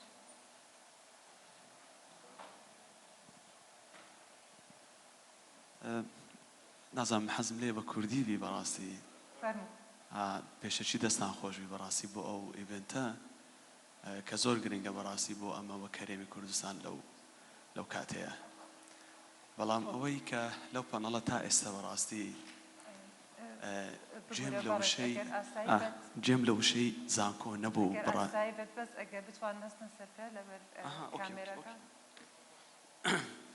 من ناو مەڕوانە مامۆستام لە زانکۆی سەلاحەدین لە بەشی پرۆگرام سازی. بەڕاستی ئەوەی کە دەستان خۆش بۆ هەموو ئیشەکان بۆ کارەکان من لە نێزیکەوە بەڕاستی لە ڕێگای برادران ئاگاداری ئیشەکانی با بڵێم ئێوەم دەستان خۆش بی. بەڵام یەکێک لە بۆ سەرکەوتنی با بڵێن پرۆسەی ترانسفۆرمیشن باسی ئینفراستراکچەریان کرد جەماعەت کاک عەباس و کاکیوا و هەروە بەڕێزەش. بەڵام شتێک کە زۆر گرینگە بەڕاستی کاکیواش داوای ئەوەی کرد کە ئەمە پێویستیمان بە سەپۆرتە و بە ئەوەیە. بەڵام شتێکی زۆر گرینگە کە ئەوش هیومان ریسۆرسە بەڕاستی. یعنی ئەمە بەڕاستی تا ئێستا مشکلێکی زۆر گەورەمان هەیە. وەکەوەیە کە ئەمە تەیارێکی زۆر گەورە دروست دەکەین بەڵام کەسێکمانی ئەو فڕۆکەیە ئەوە بکا بەڕاستی. هەمانە یعنی ئەمە دەمانێت بەڕاستی لێرە وەزیرە بەڕێزەکان دانیشتە حکومەتە سەپۆرتی زانکۆیەکان بکەم بەڕاستی. یعنی ئەمە وەک زانکۆی سەلاحەدین سۆفتوێر ئینجینێرینگمان هەیە کەسانی زۆر بەتوانان هەندێکان لەو بەڕێزانە بەڕاستی لێرە کار دەکەن. ئەوەش جێگای خۆشحاڵی ئێمەیە. دەزانمش بەڕاستی لە ڕێگای کاک ئازادەوە کاک دکتۆر نەوزادەوە. بەڵام پێم خۆشە جامیعەکان جامعەکان سەپۆرت نەکەن بەخوای تووشی مشکلی زۆر دەبن لەبەرەوەی دیڤەلۆپەر ئەو سیستەمانە ئەگە کەس نەبێ ئیشی لەسەرکە ڕاودەستێ کاکیوە تکات لێرەکەم سەپۆرتی تەڵەبەکانمان بکەن فاندیان بکەن بەداخەوە یعنی تەڵەبەی مەرحەلەی سێمان هەیە سۆفتوێر ئینجینێرینگ هاوینان ئەمە دەیانینێ سەمەر ترێنینگ و ئەو شتێ بکەن دەچن لە دام و دەستگاکان فێری وۆرد و ئەکسڵیان دەکەن کە لە کاتێکدا ئیمکانیەتی زۆر زۆر باشیان هەیە من یەک داوا دەکەم بەڕاستی هیومان ریسۆرسەکان دروستکەین کەسەکان دروستکەین ئەوجە دەتوانین گەورەترین سیستم بەڕێوە بین ئەمە دەستخۆشتان لێ دەکەم بەڕاستی ئەو ئیڤێنتەیە جێگای شانازیە بووە بەڕاستی دەستان خۆش بێت زۆر سپاس. Yeah, sure. زۆر سپاس. فەرموو کاکیەوە. یەکەم زۆر سپاس بۆ ئەوەی کە ئەو بابەتە ڕوژان دووشت یەکەم شت هەموو ئەو سیستەمانەی کە لە فەرمانگەیمە دروستەکەن هەموو تیمەکانی تەکنیکیمە هەر هەموویان کوردن هەر هەمووشان لە زانکۆکانی کوردستان تەخەڕوجان کردووە یعنی شانازیان پێوە دەکەم زۆر زۆرش خۆشە کە دەبینم گەنجی کورد لەو ئاستەیدایە کە سیستەمەکان بە شێوازی دروستەکە تەنانەت کە بیانیەکانی سەردانمانەکەن تەسەووڕ ناکەن کە ئەوانە لەو لەڤەلەی لە کوردستان هەبن بەڵام هیچ ئۆرگانێکی حکومی ناتوانێتن هەموو ئەو سەرمایە فکری کە دەڕوەتە زانکۆکان هەمووی لەخۆ بگرێت زانکۆکان دەبێ وا بکەن کە تەلەبەی کورد ئەگەر زیرەکە زۆر ئەبێت دەست پێ بکەن ستارت ئاپیان هەبێت ئینکیوبێتەران هەبێت کۆمپانیایەکسکە دروستکەن کۆمپانیایەکسەکە دروستکەن لە ئاسی دنیا بتوانن چێبەرچێ بکەن ئەو ئینتیبایی کە دروست بووە کە هەر کەسێک لە کوردستان لە زانکۆ خیندی هات بگەتە حکوومەتی ئەو حکوومەتین بە ماوەی 200 ساڵکە دەبینە 3 میلیۆن کەس ئەوە میلیۆنێک و 200,000 مشکەمان بەدەست موچێکەوەی ئەی بکەیتە 3 میلیۆن 4 میلیۆن حکوومەت دەبێت کەسکە بکرێتەوە پرایڤێت سێکتەر دەبێت گەورە بێت بەڵام هەموو کاتێک ئەمە لە فەرمانگەی خۆمان کە پێویستیمان بە ریسۆرس دەبێتن یەکەمین چۆیسمان خبرەی کوردیە دەتوانم زافەیەکم هەبی لە سەقسەکانی کاگیوای بۆ مامۆستای یان کاتمان نییە وەڵا ئەگەر بکرێت بە کورتی چونکە دەبێت وەڵامی ئەو پرسیارش بدەینەوە زۆر سپاس ئەوەی پرسیارەکەی مامۆستا پرسیارێکی گرنگ بوو دەست خۆش مامۆستا حقیقەت یعنی ئێمە وەکو کۆمپانیای خۆمان دەرگامان کراوەیە ئێستا من ئەتوانم بڵێم یعنی 40 هەتا 150 ئەو یعنی کارمەندانەی کە هەنە ئێستا هەمووی تەخەڕوجیان کردیە پار و پێرای یعنی وامان کردیە بە حقیقەت خەلکێکی کە فرێشە ئەوەی کە تازە تەخەڕوجی کردیە بێت و لە کۆمپانیەکان دابمەزرێت و خبرەی وەرگریت و تەجروبەیەکی باش وەرگریت و بتوانی بەڕاستی شتێکە بکە و زۆر جار هەیە یعنی ئێمە پرایۆرەتی ئەدەینە ئەو کەسانەی کە لە زانکۆکانی کوردستان زانکۆی سەلاحەدینە زانکۆی سلێمانیە زانکۆی مەسەن کوردستانە بتوانن بە حقیقەت یعنی سیڤی خۆیان تەقدیم بکەن و بۆ ئەوەی کە لە کۆمپانیاکان وەربگرێن منیش لەگەر کاکیوام بۆ حکوومەت لەوانەیە زۆر زەحمەت بێ بەس وەکو پرایڤێت سێکتەر لەوانەیە ڕۆلی ئێمە بێ زیاتر بۆ ئەوەی کە بتوانین ساپۆرتی گەنجەکان بکەین و ئەوەش بکەین دەست خۆش بێ شارکەت لە جێی خۆی بوو دەست خۆش زۆر سپاس If we can have an answer for the question asked. He's afraid of robots and drones taking jobs. That is a very good question, actually. No problem. So, I've been around a little while, you can probably tell with my age. And if we just step back a little bit, today we send emails. A little while before that, we had rows of people on typewriters. A little bit before that, maybe we used to send riders with a message. Right? So this argument is been there throughout time. Yeah. The only difference is that the pace of change is faster. Okay. So let's take, for example, if you have a truck driver in whichever country, and that could be in the future replaced by what's called platooning in teleoperated driving, autonomous vehicle, or something like that, right?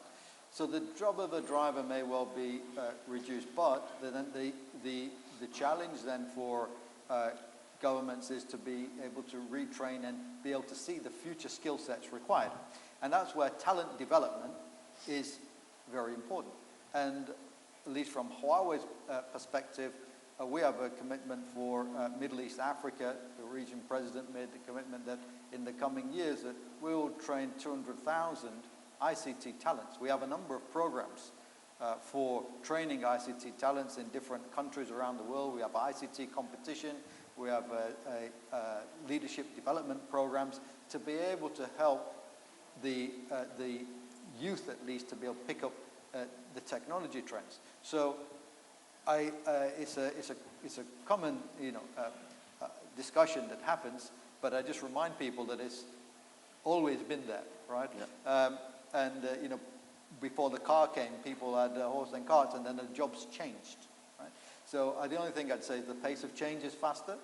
So that's something that we and governments need to be cognizant of, and our role as a global technology company, we do have programs to help countries make that change and transformation. Thank you very much. I know we're slightly running over time, but the discussion was very interesting.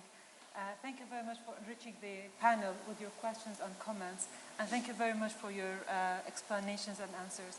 Thank you so much. I think we are ready for a coffee break. Everybody would be interested in that. Thank you very much. Thank you. Thank you. Thank you. Thank you.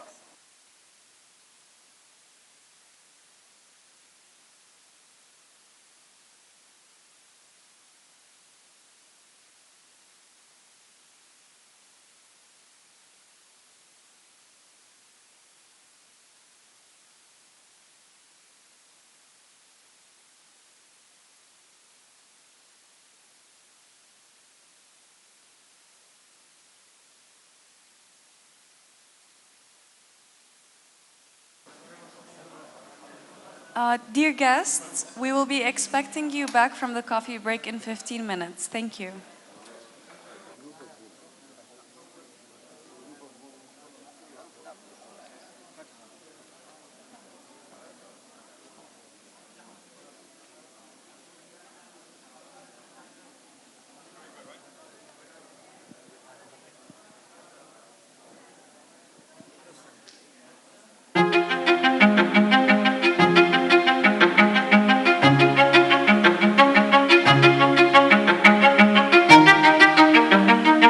Can you hear me?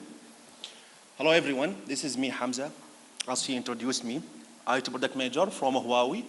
I'm working in both CMBG and EBG, so I already have experience with the carrier and enterprises and also the government. Today I will the most important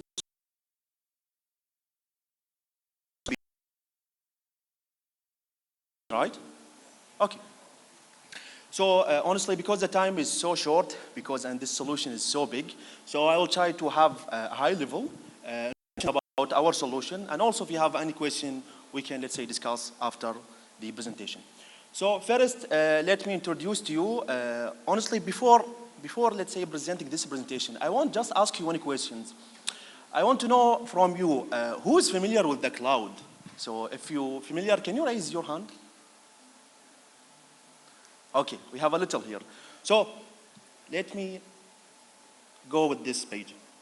So let me first introduce to you cloud. So why there's cloud? This is very, very important questions. The traditional services, if you have traditional services, like for example, website, okay? Or let's say a databases or anything, let's say in the digital. So what you're gonna have? You're gonna have infrastructure, like what? Like the server, okay? And you have this server connected to the storage, and if you have, for example, this server, you wanted to connect it to another server, you will have a network, okay? Then above this server, you will have what? You will have the services. So now, this is for one, let's say one department or one company. So if we have another company, okay, we're gonna have the same scenario. We're gonna have, let's say, server, storage, network, and then we have a services. So what does that mean? That means if we increase the services, so that means we will need more resources, okay? Not only the resources, also something called maintenance. We need also some teams to, let's say, maintain this one. Provide, let's say, make some operation on this one. So as we grow, as the complexity grow, okay? So here is one term, let's say, release called virtualization. So with the virtualization, what we did? Now we will have multiple servers, multiple storage, multiple network. We can combine it together, okay, as a one pool. Then we will provide. Here is what's the benefit. Here is, let's say, we will decrease the cost too much. And also, for example, if let's say, back to the first example, if we say company 1 and company 2 have here's the server storage network and also have here the same. Maybe this company will take the resources around 50% of the storage, okay? So other 50% I have no benefit of it. So with the virtualization, okay, now I can have all, let's say, all the services together and I can reach maximum usage of these services. This is the terms of virtualization. But with the cloud, the things is different. With the cloud, let's say the virtualization also, after let's say, you will reach one department, okay? You cannot cross over countries. You cannot cross over, let's say, provinces. So here is the cloud comes. You will provide multiple virtualization resources, and then you can manage it by one platform, okay? So this is, let's say, the terms of the cloud. Here is, and also let me just explain to you that the 3 main types of the cloud, which is called private cloud, public cloud, and there's something between them called hybrid cloud. Private cloud, what I mean? I mean by the private cloud, all the resources. It will be owned by you. Like the providing, like the hardware, software, all of these data will be owned by you. So you will maintain all of these data. You will do the operations. No one will do it for you. Public cloud is not. All these, it will be, let's say, in the another vendor infrastructure. But you will have only the services. You will maintain these services. The hybrid cloud, which is the more mature one and is the best for the government. Why? Because, let me explain it before and then I will answer the why.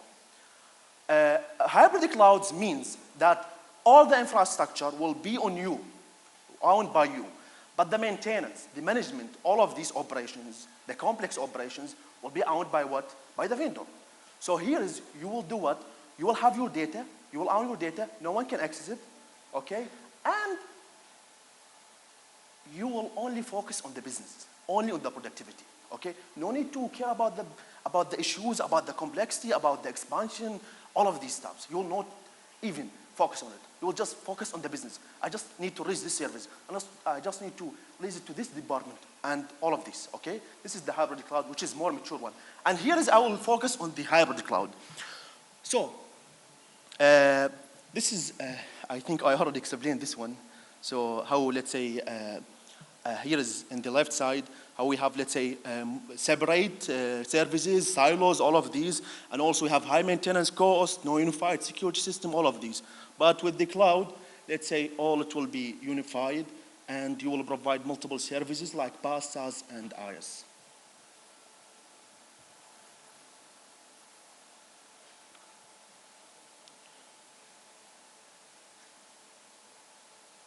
For our cloud solutions, we have main 3 scenarios.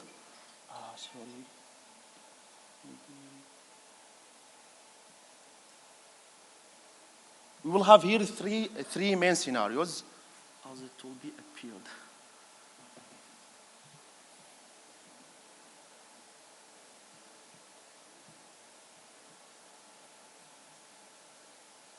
Okay, we have private, we have local cloud data centers, national cloud data centers, and industrial management cloud data center. Let me start with the local cloud data center. What I mean by the cloud local data centers? Here is, as you can see here, all the services will be owned by you, okay, and only the maintenance or something like this, it will be, let's say, owned by the vendor, or we can, let's say, even connect this one to public cloud to have extra services. This is the local one, okay? So what's the values of this scenario? So as you can see here, the silos, now, as we said, the separation of the services between these departments will be as a one, okay? So the management will be one, and the administration, everything. So this will terminate a lot of time. From data centralization, we will have only one location, okay? So only for the data. And if someone asks, okay, if I have one location, what's about the reliability of the data? If let's say this let's say site get down or fired or something happened with it, of course we have a DR site for it.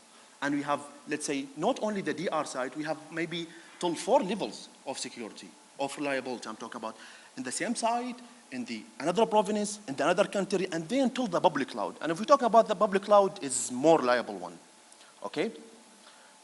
And also for the centralization, when you have centralized data, you will do what you want. Especially, I'm talking about the big data and AI. So when you're doing the big data on this data, you will have, let's say, very intelligent decision-making above this data. Balanced development, of course, based on the levels that we have, and the efficient collaboration. So the efficient collaboration, as I told you now, if we have different industries, okay, or different ministries, so the communication between them, based on the traditional way, it's, let's say, it's so silly, we can say it. It's so silly because, let's say, it's taking a lot of time, okay? But with the new technology, with the, let's say, efficient collaboration between them, we will focus more on the business, we will focus more in the, let's say, problems and solve it. And we will take a less and very, very less time to solve all of these issues based on the efficient collaboration now between us.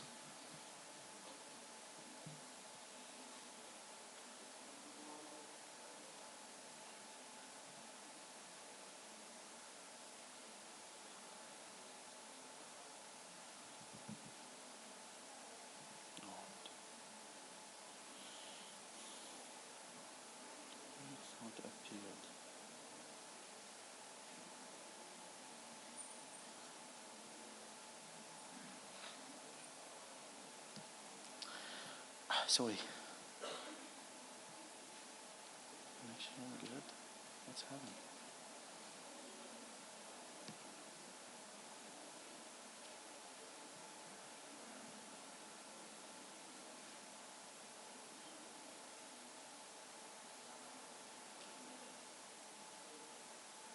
Okay, we will move to the next scenario, which is the National Cloud Data Center.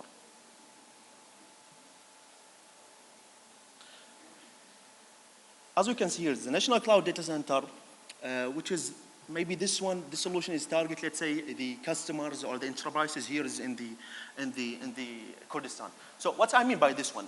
I mean, for example, if the government, they don't have, let's say, more money to invest on the cloud because maybe, let's say, they have very little services they want to test. So what's they gonna do? They're gonna, let's say, another enterprise like Fastlink here, okay, and other companies, they can take the solutions and take the infrastructure and run this infrastructure on their data center, okay? And then the KRG can run their, let's say, how to say, okay, they can take little services of, let's say, of it and test it with, let's say, with their requirement, if it's okay or not, okay? This one. So here's let's say, the beautiful things with it. You will pay as you grow, okay? You will not pay for the whole solution. You will pay based on your services as you grow, okay? So this is one of the most important features of this solution. And this is, it will be good, of course, for the enterprises and also for the government. And let's say the main feature also of this one, your data will be owned by someone here is in your country, not in the remote country.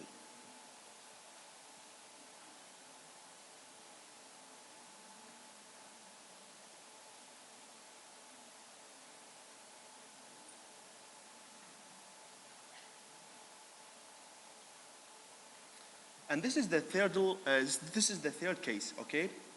So with this case, honestly, it's depend on the, let's say, on the two others. Why? Because with this case, you will collect the data from, let's say, now, let's suppose you have cloud for the all industries. So you will have, here's the data, you can collect it from all, okay? Then, based on the big data, you can make, let's say, intelligent decision.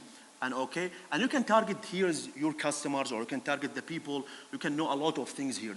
So here is honestly focusing more on the big data, but this one is not mature until the others two it will be, let's say, released.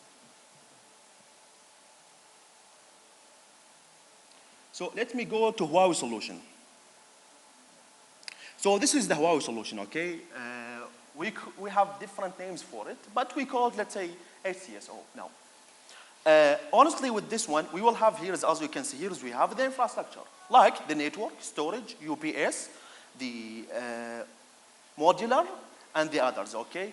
Cooling system and the others. So, honestly, this one, we can have it in multiple locations, not in one location for the reliability reasons, okay? So, above this, you will have here is the cloud OS, or the cloud platform, and one of the features of this solutions is can support multiple cloud from the other vendors, okay? So it's more open. And here we have the services that we can provide, then we have the industries, okay? We can provide for them.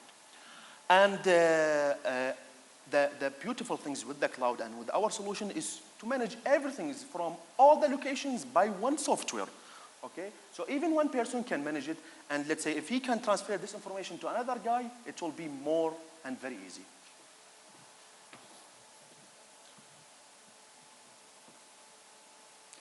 So this is the O&M. We have different layers of operations and maintenance for the solutions. It target, let's say, different levels, like the services, like the, you can, for example, you can from one location monitor all the hardware that you have in your country.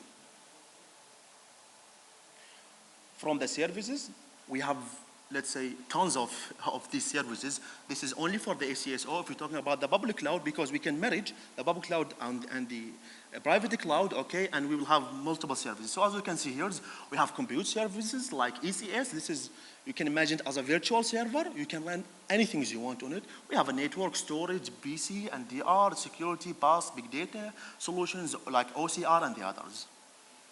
And even we can run different cloud resources, as you can see here, like the VMware, Huawei Cloud, AWS, and the others.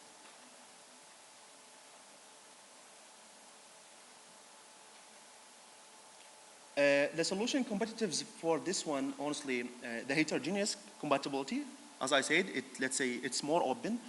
Now, let's say multiple vendors, they have a cloud solution, but the issue, it's closed. It's closed only for them. So this will be a big issue. Local O&M, and also it can be remote, service diversity, and scalability.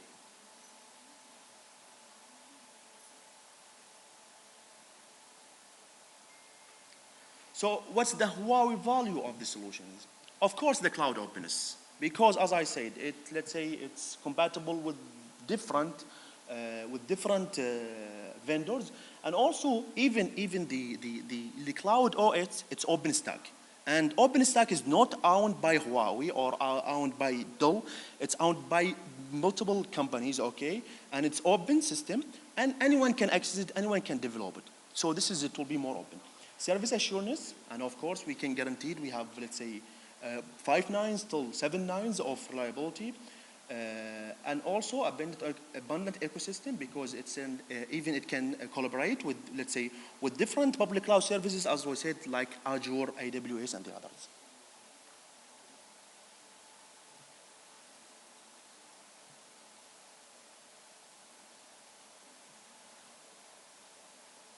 For our solution, we have different success cases here, and honestly, because the time is limited, I will try to take only one cases, which is Saudi Arabia, okay?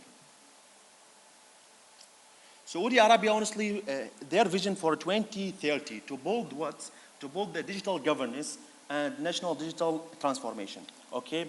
So with the help for the Huawei solution, let's see, of course, with the hybrid cloud solution, let's see what the values they get. So as you can see here, they get diversified digital development, 14 innovative industry, high-tech industrial base, and based on these 3 technologies, they achieve all, based on the AI, plus 5G, plus the cloud. And also, as I said, this system is more scalable if we're talking about 10 or 20 years later, okay?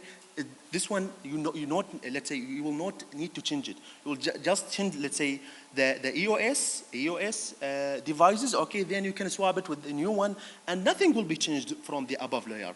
No service interruption, and nothing will be changed. Okay, and also they will also get the unified management and also the unified platforms. Unified management, I can manage everything by one platform. Unified platform, I can do a lot of operations on this. And if we're talking about the future is the big data, okay?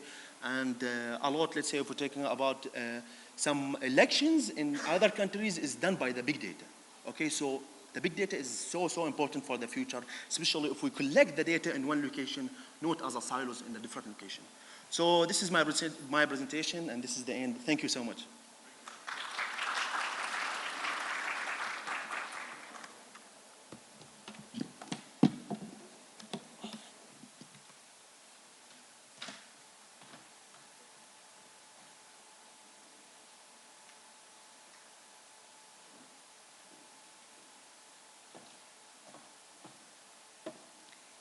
Thank you, Mr. Hamza, for the amazing presentation. It's incredible to hear about Huawei's technology. Now I would like to invite Mr. Habib Weiss, Digital Energy Product Manager in Huawei. We will hear more about digital energy, DCF, solar, eyesight power, rooftop solar, resilience, and EV charging. Thank you.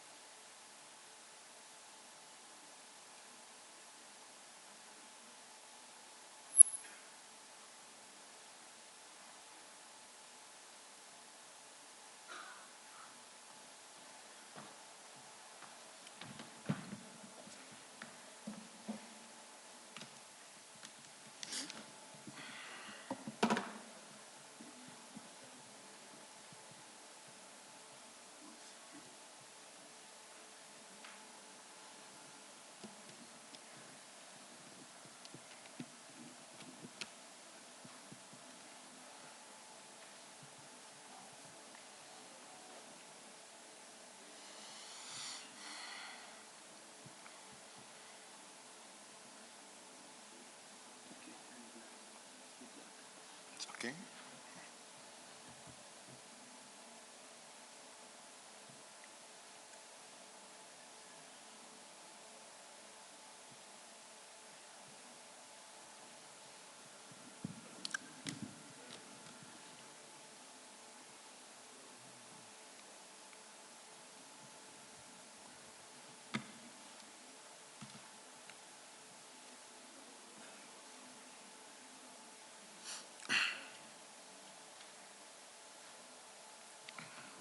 Ladies and gentlemen, good afternoon. This is Habib Weiss, the product manager of Huawei Data Center Facility and Digital Power Solution. It's my pleasure to be here and to be your host for the next 20 minutes. In our presentation, we will talk about the Huawei Digital Power Solution for the data center, for the site power, and for the rest of power solution. Let's start. Sorry. Let's talk about Huawei mindset and strategy for power solution. Huawei adopts three main points in power solution. We adopt green, reliable, and smart. Green means we are, when we're designing our solution, we are focusing on making our solution and, making our solution to achieve the maximum efficiency, to achieve the maximum power with the small footprint. Reliable means we adopt the top quality component, top quality materials, and also redundant design. And smart means we put all our solution under smart monitoring, centralized monitoring to control and monitor every component in our solution. Now we are talking about the Huawei Digital Power product line. In Huawei Digital Power, we have 5 product lines. We have site power facility, we have data center facility, we have smart PV and in-power and modular power. Site power means the power solution for site, like power solution of telecom site. Data center facility means all the facility and infrastructure of the IT solution, like power solution, like cooling solution, and like monitoring solution. And for smart PV, we are talking about the on-grid inverter. All of us know what is the meaning of solar power, solar energy. M-Power means this is the, let's say, newest technology in Huawei. This is target the electrical vehicle. We are talking here about the power solution, battery management, and battery monitoring. And modular power target, let's say, multi-industry. It's not like the individual device. It's like the module Huawei manufacture it and sell it to other vendors, and they put it inside their system and their power system. We will start with the data center facility, but before we start, let's talk about something. The digital transformation revolution leads to many challenges in data center facility, lead to, let's say, high power, high efficiency, and small footprint power solution.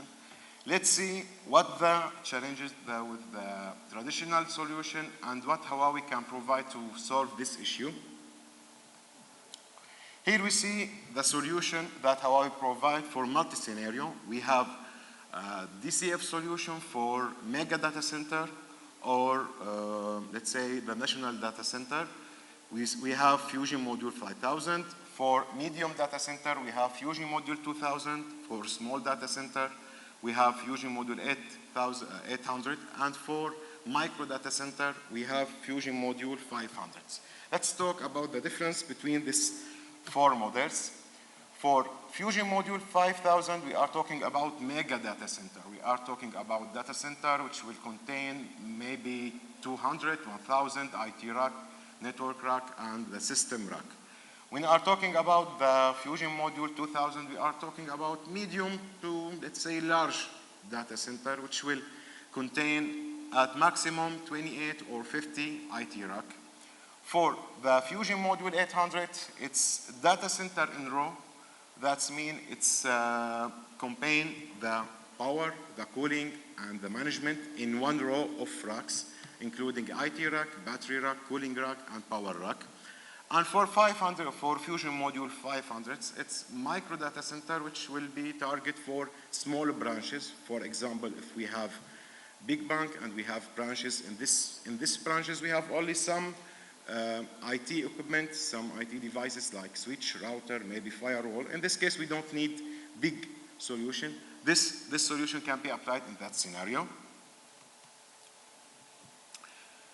We talked about the modular data center, but let's ask us a very important question. Why we go with modular data center? Why we not stay with traditional solution like what we see here?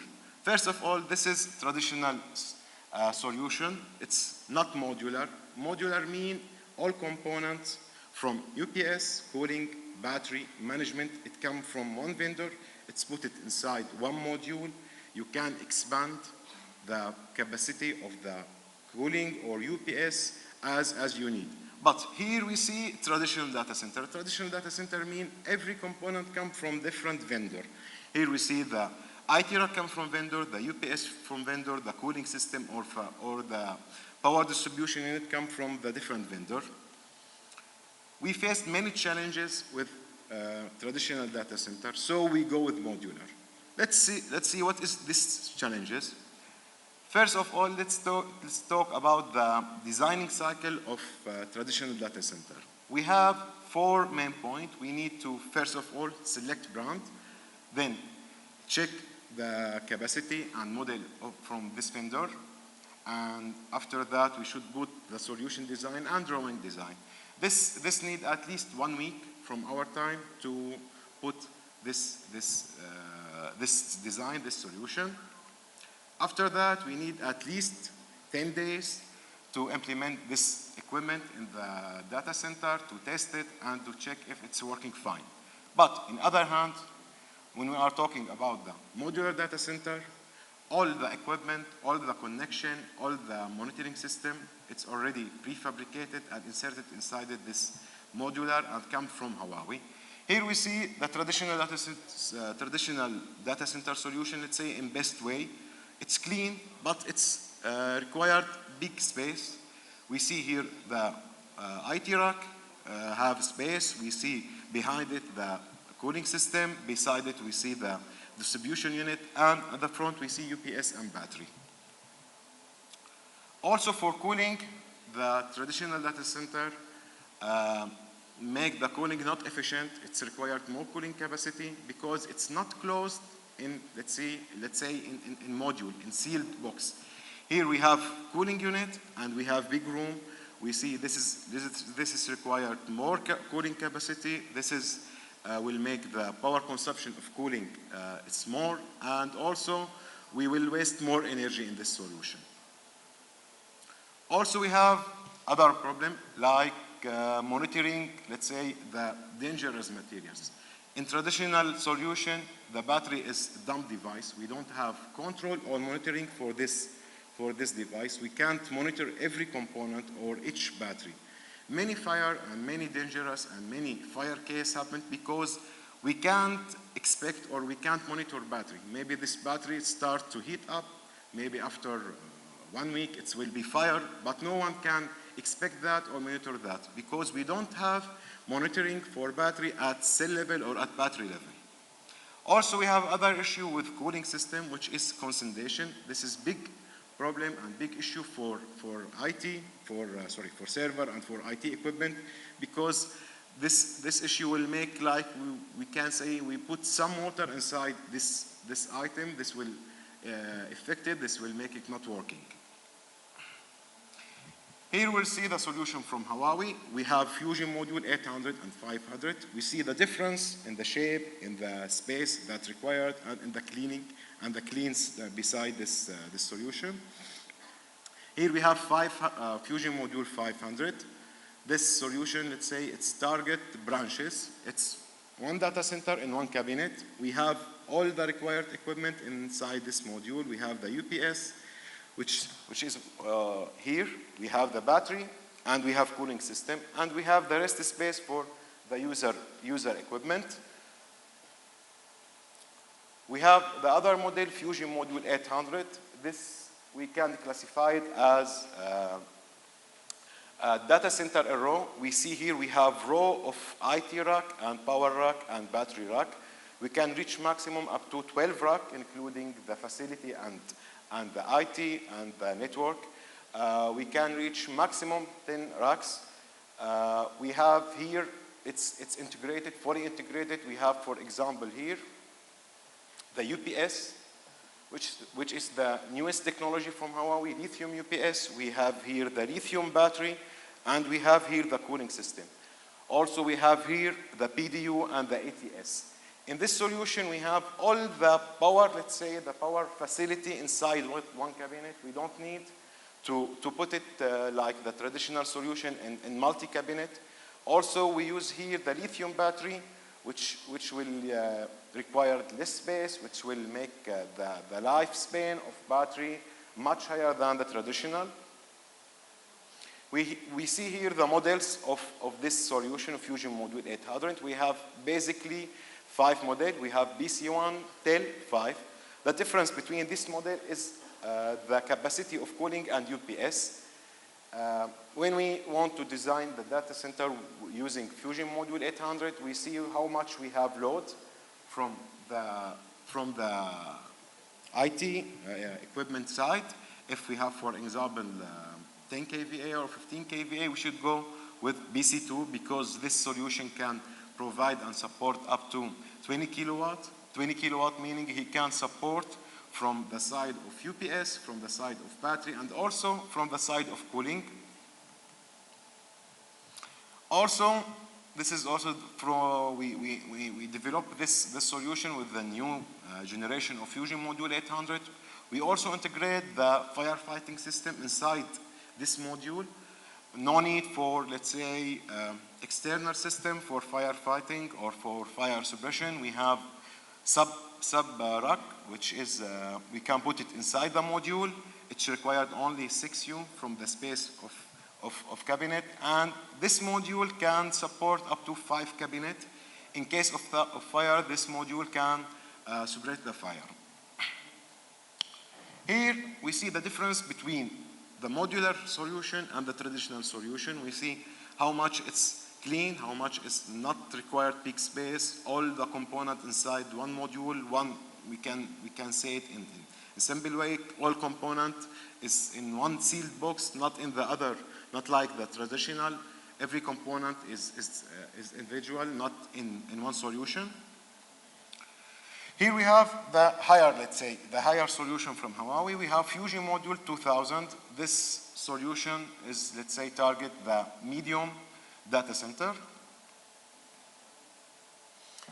We see here in the, let's say the video at the right, we see how we can deploy the first solution and how we can in the future expand our solution.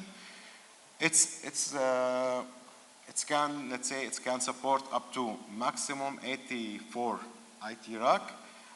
It's include the UPS, it's include the distribution of power, it's include cooling system, and it's include battery.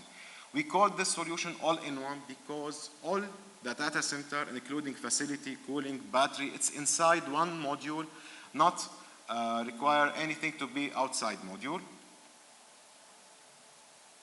Here we see, let's say, the main feature of this solution. We have, let's say, E-light indicator. This is, let's say, one of the most simple and important feature of Fusion Module 2000.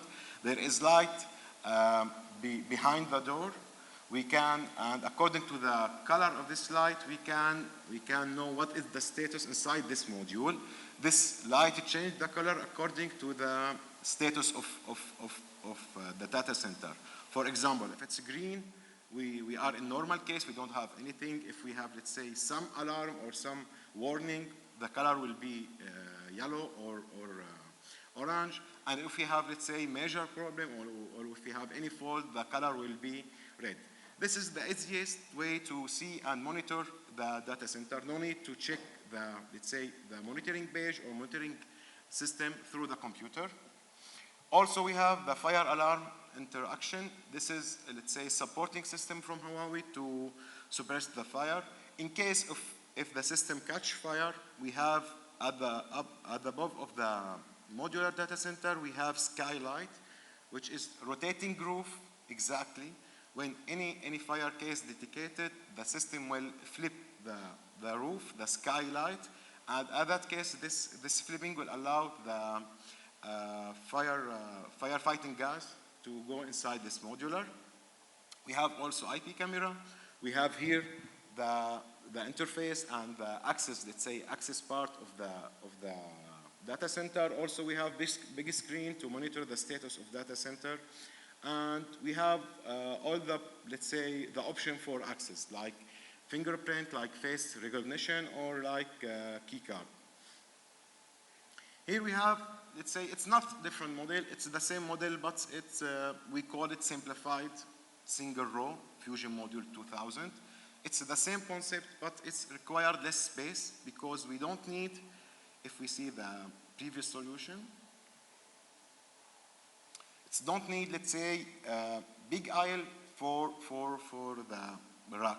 Here we have only, let's say, small space for cooling, and this solution can configure with hot aisle and cold aisle. This is option or this configuration will be done according to the requirement of site. We will not go, let's say, deep in this details. Here we see. This is the solution.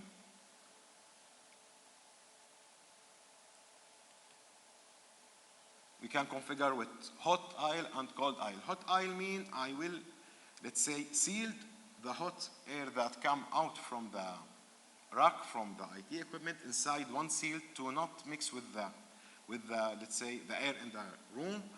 Cold aisle mean I will seal also the cold air that come out from cooling system to avoid mixing with the air in the side room. Here we see how many scenarios we can deploy to this solution. I can deploy it at the corner left. I can deploy the all-in-one. That's mean the UPS battery and distribution inside modular. Beside it, we applied only UPS inside the modular and put battery outside. Here we see the same solution but with different distribution type. At the corner right down, we see only the cooling system and the IT rack inside module, the UPS and battery and power system totally outside. This is depend on the, let's say, requirement of the site, of the client, and also sometime for some standards we should go with the last model because, for example, for some certificate like PCI, it doesn't allow you to put the power supply UPS battery inside modular data center. Here we use the different type with lithium battery. Sorry, I didn't, let's say, explain some or not introduce the lithium battery. As we know, the traditional battery that we will use with UPS, it's lead acid battery. Lead acid battery, let's say, it's reached to the maximum, and we need a new technology. And today, the newest technology is lithium battery, which is used in various applications, not only for data center or for UPS. We use it with portable device, with cell phone, with electrical vehicle. And this is, let's say, the revolution of energy storage. Why we use lithium battery, or what is the difference between the lithium battery and traditional battery? Here we see the comparison between the lithium battery and lead acid battery. First of all, we see the difference in lifespan. For lead acid battery, at maximum, we can reach up to 7 years. But with lithium battery, we can reach up to 15 years. This is almost, let's say, the double of the lifespan. Here we see the, let's say, the volume, or let's say the footprint of the traditional battery, lead acid, compared to lithium battery. We see here the difference. It's almost less than the half. And we see here the difference in weight. But most important thing, it's actually not mentioned here. Most important thing in battery is the cycle life. Cycle life means how many times you can charge and discharge battery. And according to this parameter, you can calculate how much this battery will work.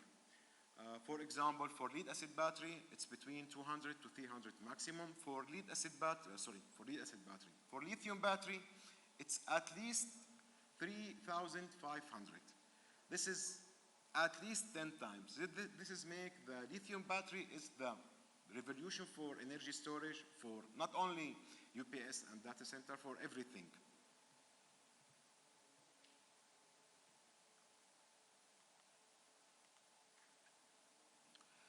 Also here we'll talk quickly about the UPS solution. Because of limitation of time, we don't have that time. Here I introduced you previously the solution itself, like the fusion module, modular data center. Now we will talk about the component. We have here the UPS system, we have there the cooling system, we have UPS system 2000G, 5000, UPS 5000, E, S, and H. And we have the smart lead battery. UPS 5000, 2000G is, let's say, for small application, and it's with a fusion module. For big UPS like 5000E and 5000S, we use it as modular UPS with bigger data center. We have here also other solution from Huawei. It's prefabricated data center. It's almost container that come from Huawei, including everything, including cooling, including power, including IT rack or telecom rack.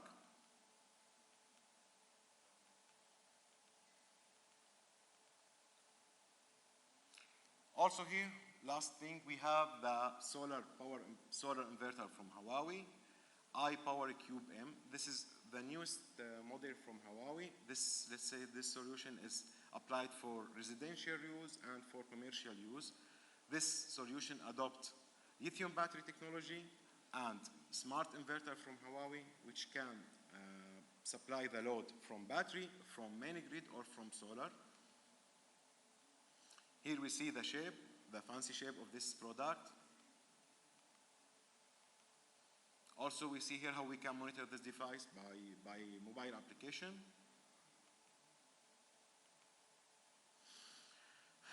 That's it. Thank you.